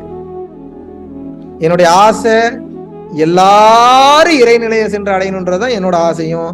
இருந்தாலும் அது பேராசை, நடக்காதுன்னு தெரியும். யாராவது 1-2 பேராவது தப்பிச்சு எஸ்கேப் ஆயிட்டீங்கன்னா அதை விட புண்ணியம், அதை விட சிறந்த விஷயம் உலகத்திலேயே எதுவும் கிடையாது. மொத்த பிரச்சனைக்கும் காரணம், கையில பிரச்சனை வந்திருக்கா, கையை வச்சு எவனையாவது டார்ச்சர் பண்ணிருக்கீங்கன்னு அர்த்தம். காலில் பிரச்சனை வந்திருக்கா, காலை வச்சு எவனையாவது அல்லது எவளையாவது டார்ச்சர் பண்ணிருக்கீங்கன்னு அர்த்தம். மைண்ட்ல பிரச்சனை வந்துகிட்டே இருக்கா, மனசு வலிச்சுக்கிட்டே இருக்கா, அடுத்தவன் மனம் நோகுற மாதிரி நடந்திருக்கீங்கன்னு அர்த்தம். செக்ஷுவல் ரீதியா ப்ராப்ளம் வருதா, செக்ஷுவல் ரீதியா வச்சு டார்ச்சர் பண்ணிருக்கீங்கன்னு அர்த்தம். எதை தொட்டீங்களோ அது பின்தொடர்ந்து வந்து கொண்டு இருக்கிறது. இந்த செயினை நீங்க பிரேக் பண்ணணும். இந்த செயினை நீங்க பிரேக் பண்ணலன்னா மாட்டிப்பீங்க. எப்படி வசதி?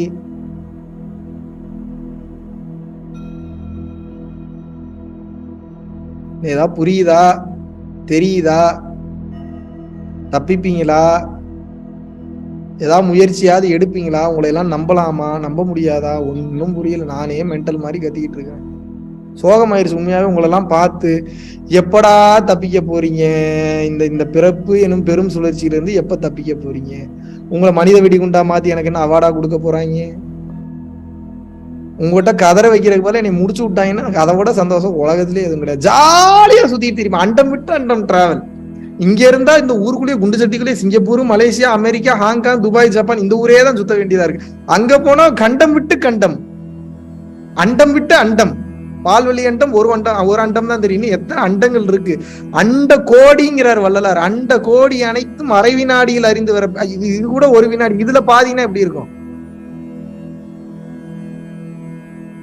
எப்ப போறது? அதுக்கெல்லாம் எங்க போய் ஊர் சுத்தி பாக்குறது? இப்படியே உட்காந்து உங்க வீட்டுக்கே அட்ரஸ் சொல்லிக்கிட்டு இருந்தீங்கன்னா இதெல்லாம் தாண்டி ஒரு அட்ரஸ் இருக்கு. எப்ப போக போறீங்க? அருட்பெருஞ்சோதின்ற மெயினான அட்ரஸ் இருக்கு. நம்பர் 6 விவேகானந்தர் தெரு, துபாய் குறுக்கு ரோடு, துபாய் குறுக்கு சந்தனா இருக்கு. அது எவ்வளவு தூரத்துல இருக்கு தெரியுமா? எப்ப போய் அதை போய் ரீச் பண்றது நீங்க?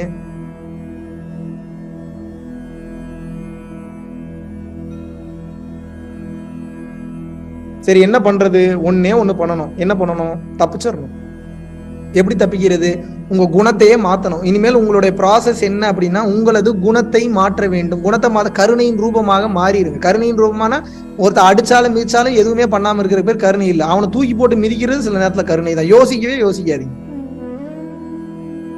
உங்களது உடலுக்கும் உயிருக்கும் ஆபத்து வருகிறது என்று தெரிந்து கொள்ளும் போது அதை காப்பாற்றிக் கொள்வதற்காக அமைதியாக இருப்பதை விட, அதாவது மேதகு வே பிரபாகரன் ஐயா என்ன சொல்றாருன்னா, அருமையான ஞானி. அப்புறம் ஏதோ சொல்லிட்டாங்க, தப்பான ஆளுன்ட்டாங்க. அப்புறம் அப்படி பார்த்தா வெளிநாட்டுல எல்லாம் அவர் பேர்ல தபால் ஸ்டாம்பு போட்டிருக்காங்க.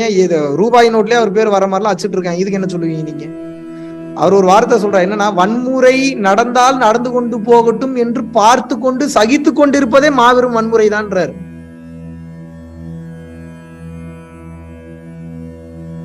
புரியுதா உங்களுக்கு நான் சொல்றது? அப்ப கருணை அப்படின்றது என்ன அப்படின்னா, கொல்வது தப்பு அப்படின்னா தீவிரவாதி உங்களை போட்டு தள்ள வரான், இப்ப நீங்க அவனை போட்டு தள்ளணும். இப்ப என்ன நீங்க என்ன என்னை கொன்று விடு அப்படின்னு நின்றுவீங்களா நீங்க? ஒரு திருடன் உங்ககிட்ட வந்து திருடுறதுக்காக வரான். நீங்க என்ன வள்ளலாரா? வலது காதுல இருக்கக்கூடிய தோட்டக்கல்னு இடது காதும் ஃப்ரீயா தான் இருக்கு, கழட்டிட்டு போப்பான்னு சொல்றதுக்கு நீங்க என்ன வள்ளலாரா? நீங்க பாவம், அவன் என்ன கஷ்டத்துல இருப்பான். அவன் இடது காதை காமிச்சிங்கன்னா கொஞ்சம் திரும்பி படுங்கன்னு உங்க இடுப்புல இருக்க ஒட்டியானத்தையும் சேர்த்து கழட்டுவான். இன்னைக்கு உலகம் அந்த லட்சணத்துல இருக்குது. நீங்க ஒட்டியானத்துக்கு திரும்பி படுத்தீங்கன்னா இந்த காலில் இருக்க மெட்டியும் கழட்டிக்கிற, கொஞ்சம் இந்த பக்கம் திரும்பி படுங்க. 2 மெட்டியும் கழட்டதுக்கு அப்புறம் இந்த கொலுசு சும்மா தானங்க இருக்கு அப்படிமா. கொலுசுக்கு சரின்னீங்கன்னா இந்த 2 கிட்னியும் கொடுத்துருங்கன்றான். எப்படி வசதி உங்களுக்கு? இன்னைக்கு உலகம் அவ்வளவு கேவலமா இருக்கு. அப்ப என்ன? தேவைப்படக்கூடிய இடத்தில் அமைதியாக இருக்க வேண்டும், பொங்கி எழ வேண்டிய நேரத்தில் பொங்கி எழ வேண்டும், தட்டி கொடுக்க வேண்டிய இடத்தில் தட்டி கொடுக்க வேண்டும், தூக்கி போட்டு மிதிக்க வேண்டிய இடத்தில் தூக்கி போட்டு மிதிக்க வேண்டும். இவ்வளவுதான் கருணை, இவ்வளவுதான் ஞானம், இவ்வளவுதான் ரகசியம். எத்தனை பேருக்கு புரியுது? விவேகானந்தர் பத்தி எத்தனை பேருக்கு தெரியும்? தம்பி கோவப்படவே கூடாது. தம்பி மலம் வந்தா மலம் கழிக்கவே கூடாதுங்க, சிறுநீர் வந்தா சிறுநீர் கழிக்கவே கூடாதுங்க, தும்மல் வந்தா தும்மவே கூடாதுங்கன்றதுக்கு ஈக்குவல் தான் கோபம் வந்தா கோவப்படவே கூடாதுங்கன்றது. புரிகிறதா? புரியவில்லையா? விவேகானந்தருக்கு பேரே வீரத்துறவி. அவருக்கு பேர் என்ன? கை வச்சுட்டு தான் அடுத்த கேள்வியை கேட்பார். திமுர்த்தனை எங்கேயாவது பண்ணா யோசிக்க மாட்டார் அவரு. உனக்குலாம் என்னடா அவ்வளவு திமுரு வாடாங்கன்னு சொல்லி 2 மிதிச்சுட்டு தான் அடுத்த கேள்வியே கேட்பாரு. சிவானந்த பரமசர் அவர்கிட்ட தீட்சை வாங்கின யாராவது மறுபடியும் அவரே பார்த்துட்டு இருக்காங்க, அவரு கூட டிராவல் பண்ணி விருப்பம்னா பலார்னு ஓங்கி ஒரு அறை வச்சுட்டு தான் அடுத்த கேள்வியே கேட்பாரு. ஏன்டா பயிற்சி கொடுத்தாச்சு சித்த வித்தை, இதுக்கப்புறம் என்ன இங்க வேலை, போ பயிற்சி கொண்டு போன்னு அனுப்பிச்சு வச்சிருவாரு. கொங்கண சித்தர் மாதிரி கோவக்காரால நீங்க உலகத்திலேயே பார்க்க முடியாது, அகத்தியர் மாதிரி கோவக்காராலையும் பார்க்க முடியாது. சிவபெருமானே கோவத்துல தானே தாண்டவம் மாறுறாரு, அப்புறம் என்ன மொத்த தெய்வங்களும் கோவப்படுது, நீங்க மட்டும் கோவப்படக்கூடாதுன்னு இது என்ன நியாயம், என்ன தர்மம்? தேவைப்படுற இடத்துல கோவப்படுங்க, கோவப்படுறதே பொழப்பா வச்சிருக்காதீங்க, அதுதான் உங்களை கொல்லும். கிளியர்? எல்லாத்துக்கும் கோவப்படக்கூடாது, காரணமானதற்கு மட்டும்தான் கோவப்பட வேண்டும். அந்த கோபம் எப்படிப்பட்ட கோபமாக இருக்க வேண்டும்? பொய் கோபமா இருக்கணும். பொய் கோபம்னா என்ன? நடிப்பான கோபமா இருக்கணும். அதாவது உள்தன்மையில எல்லாம் பொய்ன்னு தெரிஞ்சுட்டா கோபம் வராதுதான், இருந்தாலும் நடிக்கணும் அப்பப்போ கோவப்படுற மாதிரி. போடாங்க, என்ன என்ன என்ன பண்ணிருக்க நீ, இப்படிலாம் எழுதலாமா, நீங்க எவ்வளவு பெரிய தப்பு இது அப்படி மிரட்டினா தான் அவனுக்கு பயம் வரும். அடுத்து ஆஹா அடுத்த டைம் கரெக்டா கணக்கு எழுதணும் போல, இவர் கோவப்படுவாரு, சப்ஜெக்டுக்கு கோவம் வருதுன்னு சொல்லி அப்புறம் அவன் பயப்படுறதே அப்புறம் தான் பயப்பட ஆரம்பிப்பாங்க. நீங்க எல்லா இடத்துல எல்லாம் என் உயிர்கள் உங்களை போல சேர்ந்தவரையில் நான் பார்க்கவில்லை, இந்த மாதிரி கேனப்ப என்கிட்ட வேலை பார்க்க கொடுத்து வச்சிருக்கணும். கழட்டுங்கடா, இவங்கிட்ட கையில இருக்கிறத கழட்டு, காலில் இருக்கிறத கழட்டு, இவன் லாக்கர்ல கையை வையி, இவனோட நீங்க போற போக்குல கருணை உச்சமாக இருந்தோம்னா உங்க கையும் கூடவே கூட்டு போய் உங்களோட பயோமெட்ரிக்ல உங்களோட விரலையே வச்சு அச்சுட்டு உங்க கையெழுத்து உங்ககிட்டயே எழுதி வாங்கி மொத்தத்தையும் எடுத்துட்டு போயிடுவானுங்க. எப்படி வசதி? புத்தர் கோவப்பட்டதே இல்லையே தம்பி. புத்தர் வாழ்ந்த காலத்துல இருந்தீங்களா நீங்க? வெறுப்பு ஆயிருவேன் நான். புத்தர் கோவப்படல, நீங்க கனவா கண்டீங்க. நீங்க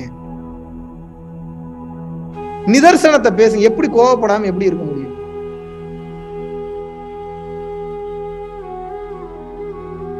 புத்தரோட உச்சகட்ட கோபம் தான் குடும்பத்தை விட்டு வெளியில போனதே. தெரியுமா தெரியாதா உங்களுக்கு? எந்த கோபம்? குடும்பத்து மேல இருந்த கோபம் இல்லை, இதெல்லாம் பொய்ன்னு நினைச்ச கோபத்தினாலதான் வெளியில போறாரு. எல்லா பயிற்சியும் ஏன் வந்து இப்ப செய்யறாரு, எல்லா பயிற்சியும் ஏன் கத்துக்கிறாரு? உண்மையை அடைஞ்சே தீரணும், இதெல்லாம் பொய்ன்ற கோபத்தினாலதான், அந்த கோபம் வந்ததுனாலதான் இப்படி மாறுது. கோபம்னாவே கோபம் தானே, அதுல நல்ல கோபம், கெட்ட கோபம், நடுநிலையான கோபம், சைடுல இருக்கிற கோபம், பின்னாடி இருக்கிற கோபம். கோபம்னா கோபம் தானே. S or no? விஸ்வாமித்திரரை விட கோபமான ஆளை எங்க நீங்க பார்க்க முடியும்?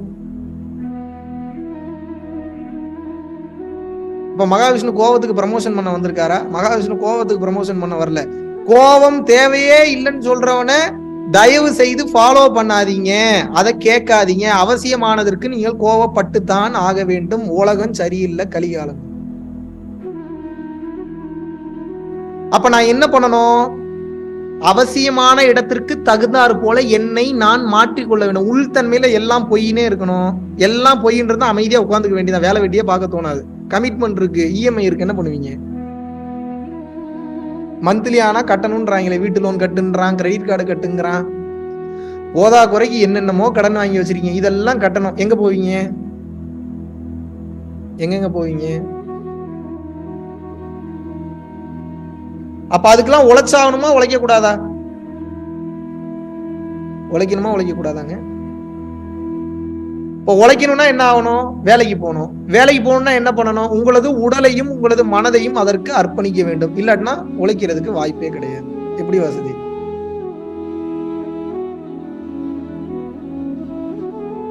இப்ப எப்படித்தான் இந்த வாழ்க்கையை வாழ்றது? ரொம்ப சிம்பிள். ஆல்ரெடி வாழ்ந்துட்டு இருக்கிற மாதிரியே வாழுங்க. இது ஒண்ணு ஸ்பெஷலா போய் எங்கேயும் கத்துட்டு வர மேட்டர்லாம் கிடையாது. பயம் பொருத்தி வச்சிருக்காங்க உங்களை எல்லாம். இந்த கோர்ஸ், அந்த கோர்ஸ், இது ஸ்பெஷல் கோர்ஸ், இது அது ஸ்பெஷல் கோர்ஸ், இதோட சிறந்தது எதுவும் கிடையாது, அதோட சிறந்தது எதுவும் கிடையாது. உங்களுக்கு பைத்தியம் முடிக்கிற அளவுக்கு அத்தனை கோர்சஸ் வந்துச்சு. எல்லா கோர்ஸும் ஒன்னதான் சொல்லுது. என்ன? மனதை புரிந்து கொண்டு பக்குவப்படுது. அவ்வளவுதான். மனசை புரிஞ்சுட்டு பக்குவப்படுத்திட்டீங்கன்னா மனசே உங்களுக்கு குருவாக இருந்து செயல்படும். முடிஞ்சு போச்சு. இவ்வளவுதான் ரகசியம். எப்ப எதை பண்ணணும், எதை பண்ணக்கூடாது, எது தேவை, எது தேவையில்லை, எவன் நல்லவன், எவன் கெட்டவன், எது அவசியம், எது அவசியம் இல்லைன்றது நான் சொல்லி கொடுத்து உங்களுக்கு வராது. நான் சொல்லி கொடுத்தாலும் நான் சொல்லி கொடுத்தது மட்டும்தான் தெரியும். அதை தாண்டி இன்னொரு கேள்வி கேட்டேன்னா என்ன பண்ணுவீங்க?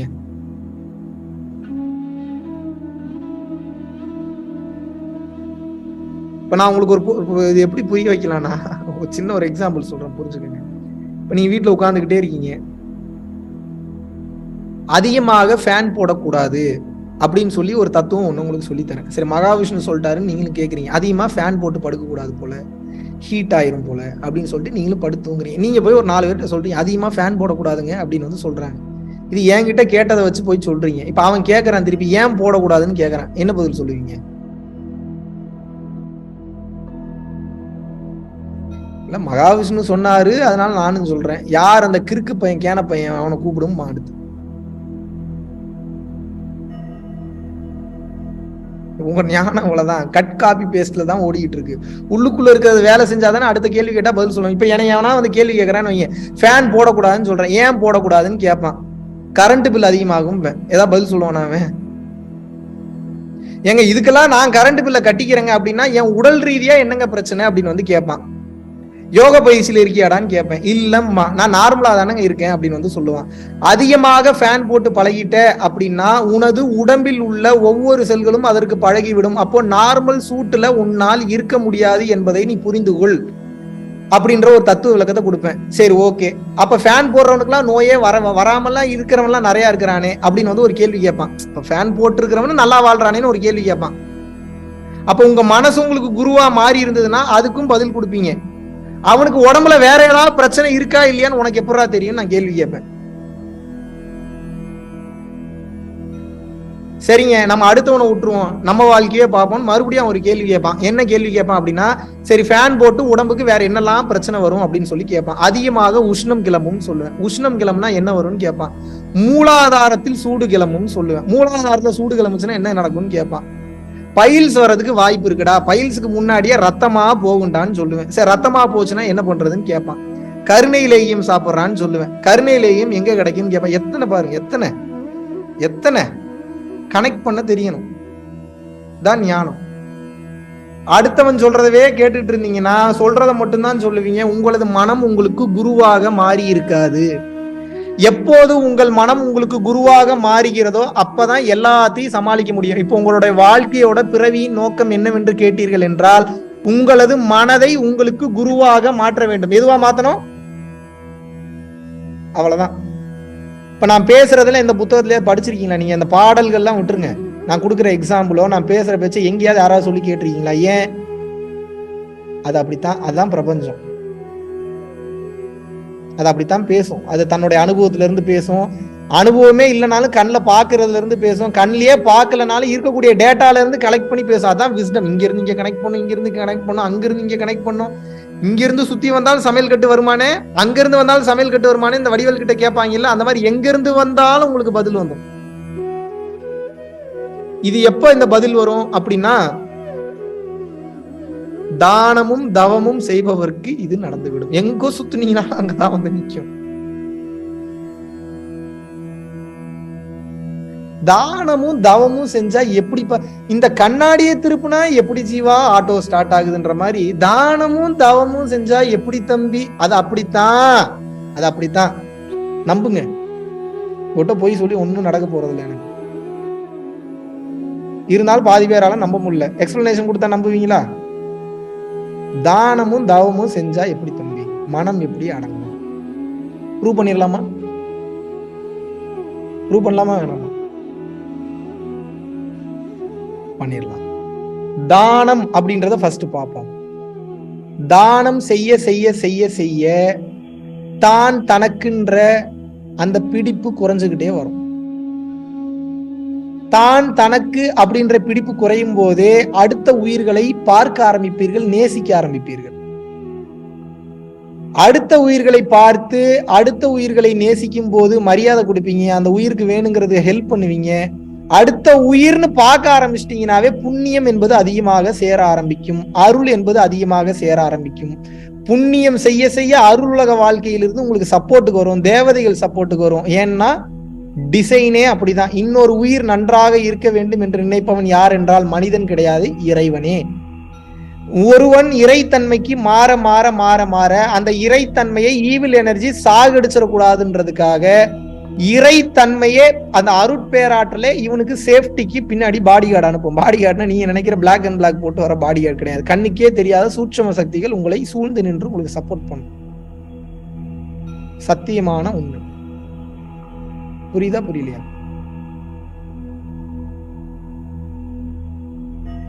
ஒரு சில பேர்லாம் வந்து பாத்தீங்கன்னா அவனோட வளர்ச்சி வந்து அபரிமிதமா வளர்ந்து போய்கிட்டே இருக்கும். நோட்டீஸ் பண்ணிருக்கீங்களா நீங்க? எவ்வளவு பிரச்சனை வந்தாலும் எவ்வளவு தடைகள் இருந்தாலும் தடைகள் ஒவ்வொன்றையும் படிக்கல்லாக மாற்றிக்கொண்டே போவான். ஏன்னா இறைவன் அவன் கூட இருக்கிறான்னு அர்த்தம். இறைவன் கூட இருந்தா தொட முடியுமா அவனு? எப்படி தெரியுமா இருக்கும்? இறைவன் கூட இருந்தா அந்த கான்பிடன்ட் லெவல் எப்படி தெரியுமா இருக்கும்?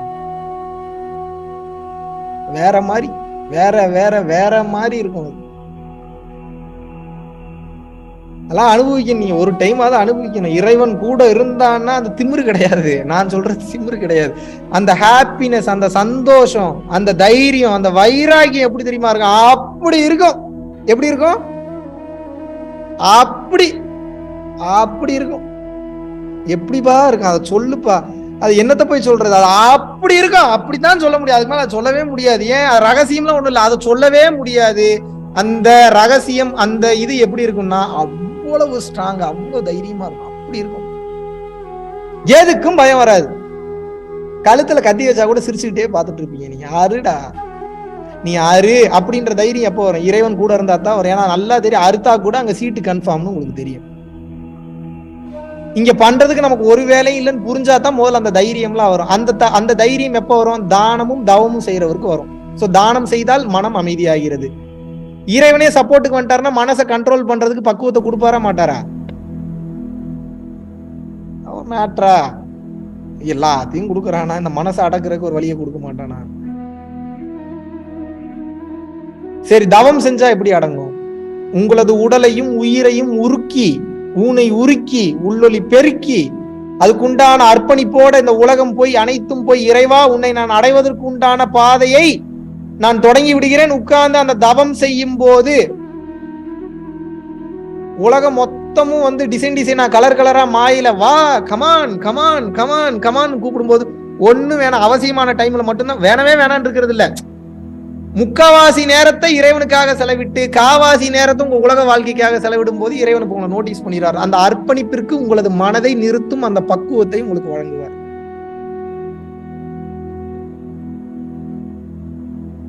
திமிர்த்தனத்தை உட்காந்து தவம் பண்ணீங்கனாலும் ஒன்னும் நடக்காது. மொத்த கிளாஸோட சாராம்சம் ரொம்ப சிம்பிள். என்னன்னா 3 பாயிண்ட நல்லா ஞாபகம் வச்சுக்கோங்க. கருணை உணர்வோடு இருக்க வேண்டும். கருணை மைண்ட்ல வச்சுக்கோங்க. கருணை வந்துருச்சுனாவே இறைவன் உங்க கூட வந்துட்டாருன்னு அர்த்தம். 2வது தவம் செய்ய வேண்டும். அதைத்தான் உங்களுக்கு தீட்சை கொடுக்க போறோம். இன்னும் கொஞ்ச நேரத்துல ஒரு பிரேக் ஒன்று கொடுக்க போறேன். அந்த பிரேக்குக்கு அப்புறம் தீட்சை கொடுக்க போறோம். தவம் ஃபர்ஸ்ட் என்ன? வாய் திறந்து சொல்லுங்க, பார்த்துக்கிட்டு தான் இருக்கவங்க எல்லாத்தையும். ஃபர்ஸ்ட் என்ன? கருணை. Very good. 2வது என்ன? தவம். Very very good. 3வது என்ன? சரணாகதி, சரண்டர். நல்லா ஞாபகம் வச்சுங்க. 3 தான் பாயிண்ட். நீங்க நேரடி வகுப்பு வந்தாலும் ஒரு நாள் ஃபுல்லா டிசைனா பேசிட்டு கடைசியில இதே 3 பாயிண்ட தான் சொல்லுவோம். கருணை, தவம், சரணாகதி. அவ்வளவுதான். இந்த 3 பாயிண்ட ஞாபகம் வச்சுட்டீங்கன்னா மொத்த வாழ்க்கை இது 3 இருந்தா யூ ஆர் எஸ்கேப். அவ்வளவுதான். இதை தாண்டி எதுவும் கிடையாது. சரணாகதி அப்படின்னா என்ன? இறைவா நீ பார்த்துக்கொள் அப்படின்னு சரண்டர் பண்றதுக்கு பேர் சரணாகதி. இதை நான் சின்ன ஒரு எக்ஸாம்பிள் சொல்றேன், நல்லா புரிஞ்சுக்குங்க, நல்லா கவனிக்கணும். சரணாகதினா வேலை வெட்டியே செய்யாம சரண்டர் ஆகிறது கிடையாது. மனதளவில் ஒரு பிரச்சனை வரப்போகுதுன்னு உங்களுக்கு பயம் கொடுக்கும் போது அந்த பிரச்சனைக்கு எந்த ஆப்ஷன் இருக்குன்னு சொல்லி பார்த்து எந்த ஒரு ஆப்பர்ச்சுனிட்டி கிடைக்கலன்னா கூட 100% மனதளவுல சரண்டர் ஆயிடுறீங்க. அகச்சரணாகதி. இதுக்கு பேர் என்ன? அகச்சரணாகதி. சரண்டர் ஆயிரும். இறைவன் இருக்காரு பார்த்து பாரு நினைச்சிட்டீங்க நீங்க, அந்த இடத்துல விதி மாற்றம் அடைகிறது. இதுதான் ரகசியம். விதியின்படி நீங்க வீணா போறீங்க, நாசமா போறீங்க, உங்களுக்கு ஒரு பிரச்சனை வரப்போகுதுன்ற பஞ்சாயத்து உங்க மனசளவுல வலியை ஏற்படுத்தும் போது எனக்கும் அந்த மாதிரி பிரச்சனைகள் வரும். நேத்தும் வந்தது, முந்தா நேத்தும் வந்தது. டெய்லி ஏதாவது ஒண்ணு மனதில் வரும். வரும்போது உங்களுக்கு எனக்கும் ஒரே ஒரு டிஃபரன்ஸ் தான். என்னன்னா நீங்க அதுலயே மூழ்கிறீங்க. நான் என்னன்னா இறைவன் பார்த்து கொள்வார்னு நம்புறேன்.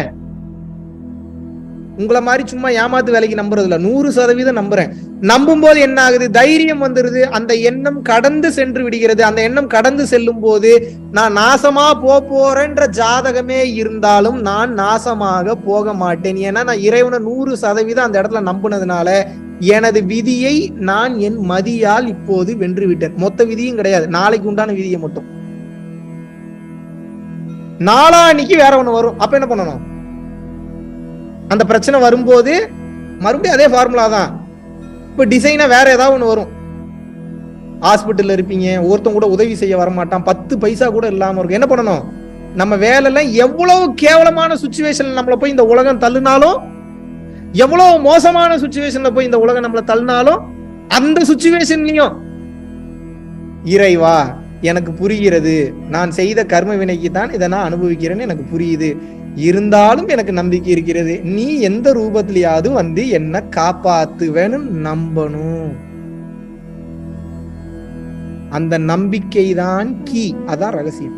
ஈஸியா சொல்றன்றதுக்காக எங்கேயாவது ஃபாலோ பண்ணா விட்டு தொலைஞ்சிடாதீங்க. லைஃப்ல லைவா டெய்லியும் எக்ஸாமைன் பண்ணி டெய்லியும் அனுபவிச்சுட்டு இருக்க அந்த பரவசத்தை. அப்படி நடக்குது, மேஜிக்கலா மிராக்கிளா நடக்குது. எந்த ரூபத்திலேயாவது யார் மூலியமாவது வந்து ஹெல்ப் பண்ணி விட்டு போயிடுறாரு. என்னன்னே தெரியலங்க, திடீர்னு உங்களை பார்க்கணும்னு தோணுச்சு, இந்தாங்க இதை வச்சுக்கோங்க. என்னன்னே தெரியலங்க, திடீர்னு உங்களை பத்தி ஒரு எண்ணம் வந்தது, ஏதாவது பிரச்சனையில இருக்கீங்களா, உங்களுக்கு ஏதாவது சப்போர்ட்டுக்கு வேணுமா, இப்ப இருங்க நான் இவரை வர சொல்றேன், இருங்க நான் அவரை வர சொல்றேன், பாருங்க இந்த பிரச்சனை இப்படி முடிச்சிடலாம். டே நான் கேட்கவே இல்லையேடா. நான் ஒரே ஒரு ஆள்கிட்ட தான் கேட்டேன். யார்கிட்ட? இறைவன் கிட்ட கேட்டேன். இறைவன் தான் அனைத்திற்கும் காரணம். இது கொஞ்சம் முட்டா பையன், கிறுக்கு பையன் வேலை மாதிரி தான் தெரியும். என்ன இந்த லூசு எங்கே இருக்கிறான்னே தெரியல இந்த இறைவன், இவனை போய் நம்புறான். நீங்க அவனைத்தான் நம்பி ஆகணும். நீங்க அவனை நம்பாதனாலதான் இவ்வளவு நாள் உங்களுக்கு பிடிச்ச மாதிரிலாம் கேம் ஆடினீங்கல்ல. இந்த லைஃப்ன்ற கேம் உங்களுக்கு பிடிச்ச மாதிரிலாம் ஆடினீங்க. ஏதாவது தேர்ச்சா? தேர்ச்சா? வேக வேகமா தலையாட்டுறீங்க, ஒன்னும் தேரல அப்படின்னு. இப்ப நான் சொல்ற மாதிரி கொஞ்ச நாள் கேம் ஆடுங்க, ஆடித்தான் பாருங்க எப்படி இருக்குன்னு.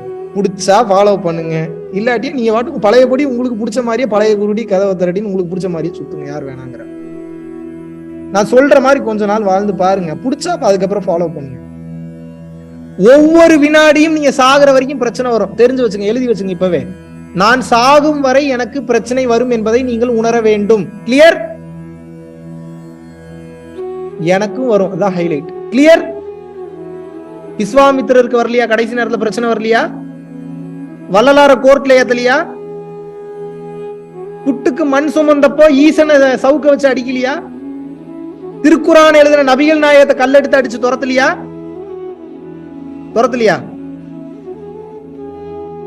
மகாபாரதத்துல கிருஷ்ணர் வந்தப்போ அவர் கஷ்டத்துக்கு கவலைக்குள்ள உட்படலையா? கர்ணனை கொல்ல முடியாம தவிச்சப்ப அவர் மானிட வேடத்துல வந்து பிச்சை கேட்கலையா?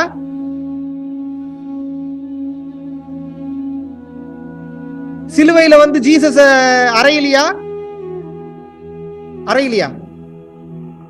யாருக்கு வரல பிரச்சனை? நீ என்ன பெருசா டிசைன் ஞானம் என்பது பிரச்சனையே வரக்கூடாதுன்றது ஞானம் கிடையாது. எந்த பிரச்சனை வந்தாலும் இறைவன் என் கூட இருப்பார்ன்றதுக்கு பேர் தான் ஞானம். எத்தனை பேருக்கு புரியுது? அவ்வளவுதான் கான்செப்ட், முடிஞ்சு போச்சு. ஞானம் வந்துட்டா எந்த பிரச்சனையும் வராதுன்னு நினைக்கிறீங்க. அதிகமா வரும் உங்களுக்கு பிரச்சனை ஞானம் வந்துச்சுன்னா. பட் கவலைப்படாதீங்க, பயப்படாதீங்க. எல்லா பிரச்சனையும் சமாளித்து செல்வதற்கு இறைவனே உங்களுக்கு அருளாசிகளை வழங்குவார். சரண்டர். கைய ரெண்டையும் தூக்கிட்டு சரண்டர் ஆயிரும். எனக்கு ஒன்னும் தெரியாது இறைவா, நீயே பாத்துக்க. என்ன சொல்லணும்? இறைவா எனக்கு ஒண்ணுமே தெரியாது, நீயே பாத்துக்க. இறைவா நீயே பாத்துக்க. இறைவா நீயே பாத்துக்க. இறைவனும் அதைத்தான் விரும்புகிறான். ஏன்னா அவன் ஒருத்தன் தான் இங்க இருக்கான், வேற யாரும் இங்க இல்ல. அவன் தான் நீங்க, நான் தான் அவன், ஜெகதீஷும் அவன் தான், சிவசங்கர் அவன் தான், ஜனனியும் அவன் தான், இலக்கியாவும் அவன் தான், பொன் பிரசாந்த் அவன் தான், கலையரசி அவன் தான், அபிராமி அவன் தான், கவினும் அவன் தான், ஐஸ்வர்யாவும் அவன் தான், ஈஸ்வரியும் அவன் தான், ஜெயதீப்பும் அவன் தான், மெய்யப்பன் அவன் தான், பரணிதரன் அவன் தான், தாமோதரன் அவன் தான், கல்லும் அவன் தான், புல்லும் அவன் தான், மண்ணும் அவன் தான், பூண்டும் அவன் தான், நாய் பேய் பன்றி கழுதை குரங்கு கழுதை எல்லாம் அவன் தான். இருந்தாலும் ஏன் வேற வேறையா இருக்கான்? ஏமாத்துறான், அவங்களை ஏமாத்துறான். புரிஞ்சுக்கங்க, இதுக்கு பேர் தான் ஞானம். எல்லாமே அவன் என்று உணர்வதற்கு பேர் தான் ஞானம். இந்த ஞானம் வந்து விட்டது என்றால் இறைவன் இப்ப உங்களை தேடி வந்துடுறாருன்னு வச்சுப்போம். இப்ப சிவபெருமானே உங்களை தேடி வந்துடுறாருன்னு வச்சுப்போம். என்ன சொல்லுவீங்க நீங்க? இறைவா அப்படியா சொல்லுவீங்க? காலண்டர்ல இப்படி இல்லையே, நீ எனக்கு டவுட்டா இருக்கே, உன்னை பார்த்தா சிவபெருமான் மாதிரியே தெரியலையே, இப்படித்தான் கேட்பீங்க நீங்க. உண்மையாவே உங்க முன்னாடி சிவபெருமான் தோணாலும் இப்படித்தானங்க கேட்பீங்க. எப்படிங்க கேட்பீங்க? அப்படித்தானே கேட்பீங்க. இன்னைக்கு நம்ம நிலைமை அப்படி இருக்கு. இருந்தாலும் நீங்க என்ன புரிஞ்சுக்கணும்? இறைவன் உங்க முன்னாடி வந்து நின்று எனக்கு ஒரு வேலையை செய் என்று சொன்னால் கேட்பீங்களா மாட்டீங்களா?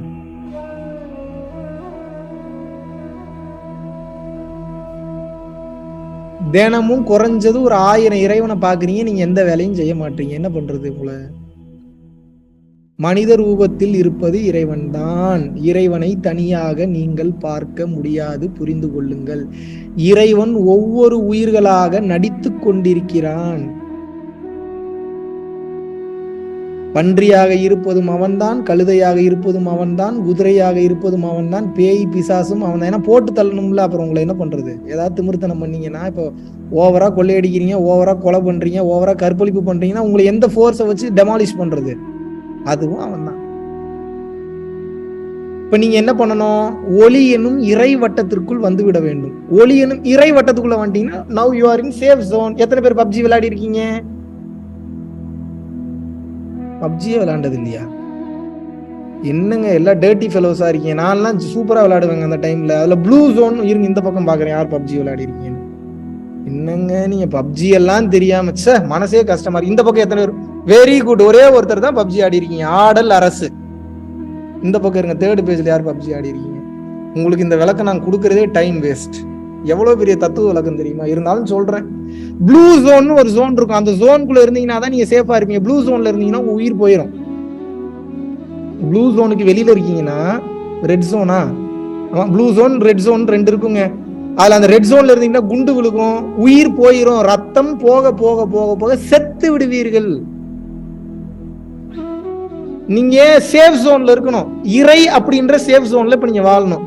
இறை அப்படின்ற சேஃப் ஜோன்ல எவன் வாழுவான் அப்படின்னா, எவன் தானமும் தவமும் சரணாகதி நிலையிலும் இருக்கிறானோ அவன் இறை எனும் ஒளிவட்டத்திற்குள் இருக்கிறான் என்று அர்த்தம். கொரோனா காலகட்டத்துல கொத்து கொத்தா தூக்குனாங்க. இலுமினாட்டி வேலை நினைக்கிறீங்களா நீங்க? இலுமினாட்டியை படைத்ததும் அவன் தான்.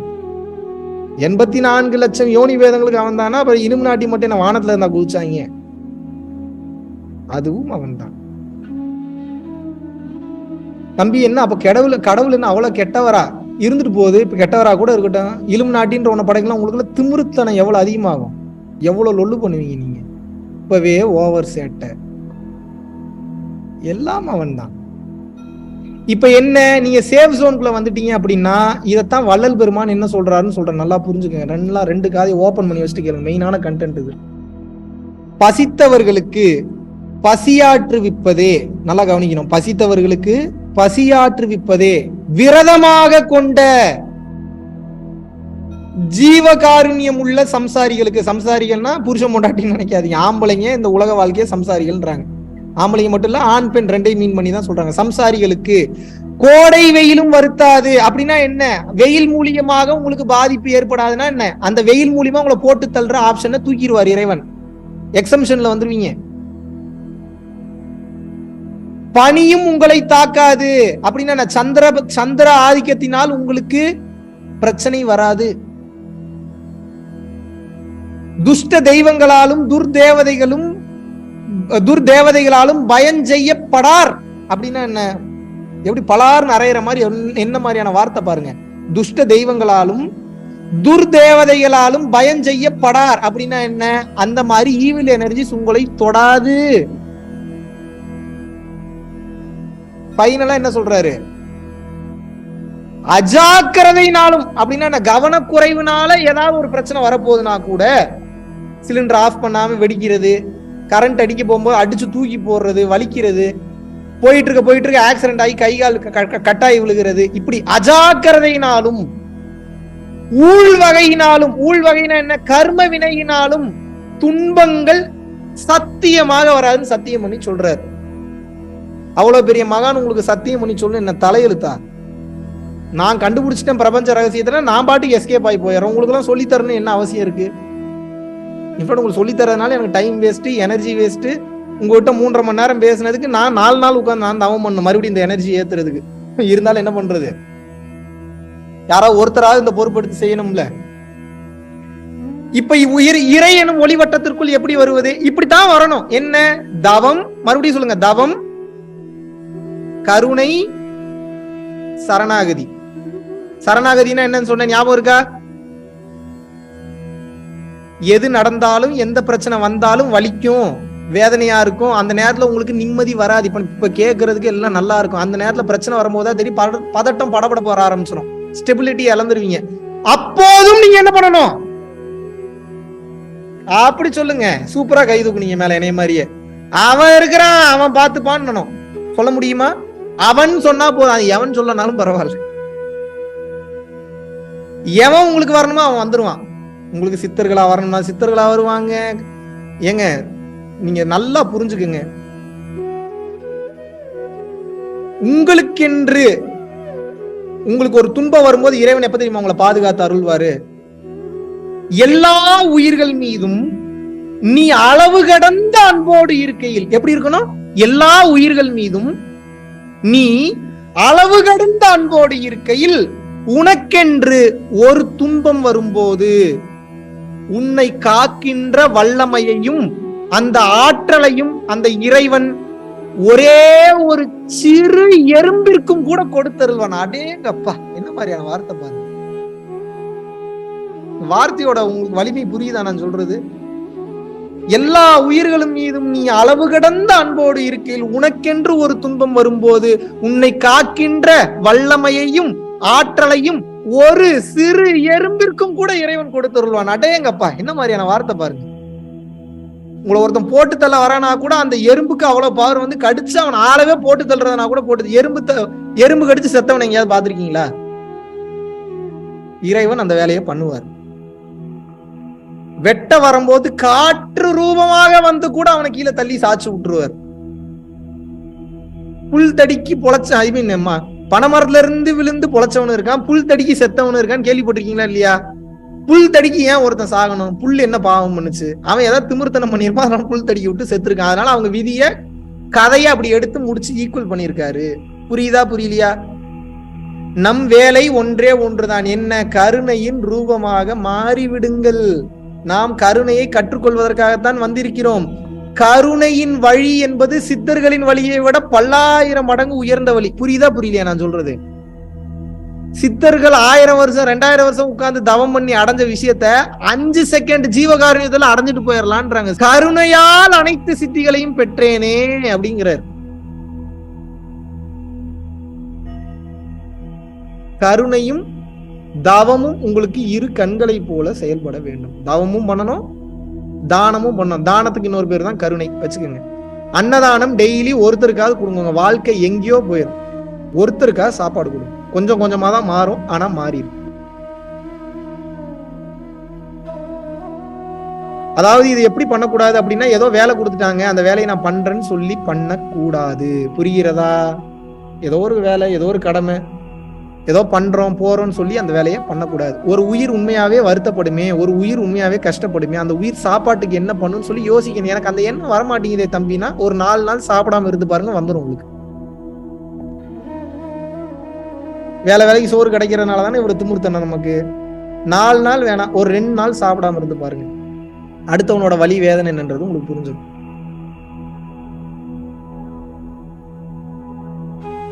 ஒரு உயிரிற்காவது தயவு கூர்ந்து ஒரு நாள் ஒரு உயிருக்காவது சாப்பாடு கொடுத்துக்கிட்டே வாங்க. அன்னதானத்தை விட மிக சிறந்தது உலகத்திலேயே எதுவும் கிடையாது. நான் சொல்லல, எல்லா சித்தர்களும் சொல்லிட்டு போயிட்டாங்க. ஒரு ஆன்மாவிற்கு நீங்கள் கொடுக்கக்கூடிய உணவு என்பது சாப்பாடு மட்டும்தான். சாப்பாடு சாப்பிட்டாதான் ஆன்மா சக்தி பெறும். சாப்பாடு சாப்பிடலன்னா ஆன்மா உடம்புல தங்காது, வெளியேறிடும். தயவு செஞ்சு ஒரு நாளைக்கு ஒருத்தருக்காக சாப்பாடு வாங்கி கொடுங்க. உங்க வாழ்க்கை எப்படி மாறுதுன்னு மட்டும் பாருங்க. இது ஒரு 10-15 நாள் பண்ணிட்டு இல்ல ஒரு 1 வருஷம் 2 வருஷம் மட்டும் எங்க எனக்கு ஒண்ணுமே நல்லது நடக்கல இப்படிலாம் கேட்கக்கூடாது. உங்களோட வாழ்க்கையாவே மாத்திடணும். டெய்லி வேலையா பண்ணாம ஏதாவது பிஸியா ஒரு நாள் கொடுக்க முடியலன்னா கூட அடுத்த நாள் எங்க ரோட்ல யாராவது பாக்குறீங்க. இப்ப நீங்க என்னெல்லாம் கேட்டீங்க, நீங்க எவ்வளவு தம்பி நல்லது பண்ணிருக்கேங்க, கணக்கு வழக்கு இல்லாம பண்ணிட்டேன் நான். நீங்க கேட்டீங்கன்னா எனக்கு தெரியவே எங்கெங்க எப்பப்போ யார் யாருக்கு என்னென்ன பண்ணேன்னு எனக்கு அவ்வளவு பண்ணிட்டேன். பெருமைக்கெல்லாம் சொல்ல, உண்மையாவே சொல்றேன். உங்களை இன்ஸ்பயர் பண்றதுக்கு தான் சொல்றேன், பொய் சொல்ல, உண்மையை சொல்றேன். எங்கெங்க எப்பப்போ யார் யாருக்கு என்னென்ன பண்ணேன்னு எனக்கு தெரியல, அவ்வளோ பண்ணிட்டேன், அவ்வளோ பண்ணிட்டேன், அநியாயத்துக்கு பண்ணிட்டேன். என் சக்திக்கு மீறி மீறி மீறி சக்திகளாம் மீறி பண்ணிட்டேன். என்ன எது என்ன பண்ணும்? ஆனா இது எது பண்ணும்போது நான் பண்ணல, இறைவன் தான் பண்றாரு, என்னை துருப்புச்சீட்டாக பயன்படுத்தி செய்கிறார் என்ற தன்மையோடு நான் செய்தேன். இந்த தன்மையில் தான் நீங்களும் செய்ய வேண்டும். கிளியர்? நம்ம வெறும் சாதாரண ஆள் தான். இறைவன் கொடுக்காம மூச்சு கிடையாது, இறைவன் கொடுக்காம உயிர் கிடையாது, இறைவன் கொடுக்காம எதுவும் கிடையாது. இறைவன் தான் நமக்கு இந்த வாய்ப்பை வழங்கி உள்ளார் என்ற தன்மையோடு அந்த உதவிகளை நீங்கள் செய்து வர வேண்டும். அப்போ நீங்க என்ன கேட்டீங்கன்னாலும் கிடைக்கும், கேட்காமலே கிடைக்காதான் பியூட்டி. நினைச்சீங்கன்னா நினைச்சது நடக்கும், நினைச்சது நடக்குங்க. அப்ப பயம் வந்துடும் ஒரு கட்டத்துக்கு. ஐயோ எதுவுமே நினைக்க கூடாதுன்னு பயந்துருவீங்க நீங்க. இறைவனின் அருளாற்றலை பெற்று விடுங்கள், தயவு செய்து பெற்று விடுங்கள். இதான் ரகசியம். நான் இப்போ இவ்வளவு ஷார்ட் பீரியட்ல இவ்வளவு தூரம் வளர்ந்ததுக்கு உண்டான காரணம் தவம் கூட ரெண்டாவது தான். தவம் பண்ணதை விட தான அநியாயத்துக்கு பண்ணிட்டேன், கசகசன்னு பண்ணிட்டேன். எல்லாரும் தொடாத, எனர்ஜி போயிருன்றாங்கன்னா தொட எனக்கு அதிகம் தான் ஆகுது. இது எப்படி? அடுத்தவனை தொடாதப்பான்னு எனக்கு அட்வைஸ், எனக்கு சொல்லி கொடுத்தவங்களே தொடாத, அவங்க கர்மா உனக்கு டிரான்ஸ்ஃபர் ஆகட்டும்ங்கிறேன். அப்படி வீணா போயிட்டு போகுதுங்கிற இந்த உடம்பு, அது எப்படி போகும்? இன்னொரு உயிர் நல்லா இருக்கணும்ன்ற தன்மையோட அந்த உயிர் என்னை தொட்டு பார்க்கணுன்ற ஒரு ஆசையோட வருது. அந்த உயிர் என் கூட டைம் ஸ்பெண்ட் பண்ணணும், பேசணுன்ற உண்மை உரிமையோட வரும்போது, கிளாஸ் முடிச்சோன்னு எவனும் என்னை தொடக்கூடாது, யாரும் என்கிட்ட பேசக்கூடாது, நான் பிஸியா தான் இருப்பேன்னு போனா அந்த உயிர்கள் ஏங்குமா ஏங்காதா? அப்ப அந்த உயிர்களுக்கு நான் முக்கியத்துவம் கொடுத்து நான் பேசும்போது எனக்கு எப்படி ஆற்றல் வேஸ்ட் ஆகும் சொல்லுங்க? எனக்கு அப்படின்னு பார்க்கும்போது அறிவு செயல்படுகிறது, எனர்ஜி வேஸ்டா தான் போகும். உங்ககிட்ட இருக்கிறது மட்டும்தான் சேஃப்டி பண்ணுவீங்க. எனக்குன்ற ஒன்னே கிடையாது, எல்லாமே அதுதான், அதுவும் இறைவன் தான், நானும் இறைவன் தான். இறையோடு சென்று சேர்கிறது. இறைவனுக்கு இறைவன் மதிப்பு மரியாதை கொடுக்கிறான்னு பார்க்கும்போது அருட்பெருஞ்சோதி ஆண்டவர் அபரிமிதமான ஆற்றல்களை வழங்குவார். இதான் ரகசியம். கொடுக்க குறைய. எனக்கு சொல்லி கொடுத்தவன் பூரா மண்டையை பிச்சுட்டு சுத்துறான். என்னடா இவன் மட்டும் டிசைனா வேலை செய்யறானே, நமக்கு இது நாள் வரையும் தெரியாத வித்தையெல்லாம் இவனுக்கு தெரியுதே அப்படின்னா காரணம் இதான். இறைவன் நான் இந்த தன்மையில் இருக்கிறதுனாலதான் அந்த வித்தையெல்லாம் சொல்லி கொடுக்குறாரு. எப்படி வசதி இருந்தாலும் தவமும் பண்றேன், தவம் பண்ணாமலாம் கிடையாது. தவம் எனக்கு ரெண்டாவது தான், கருணை தான் ஃபர்ஸ்ட்.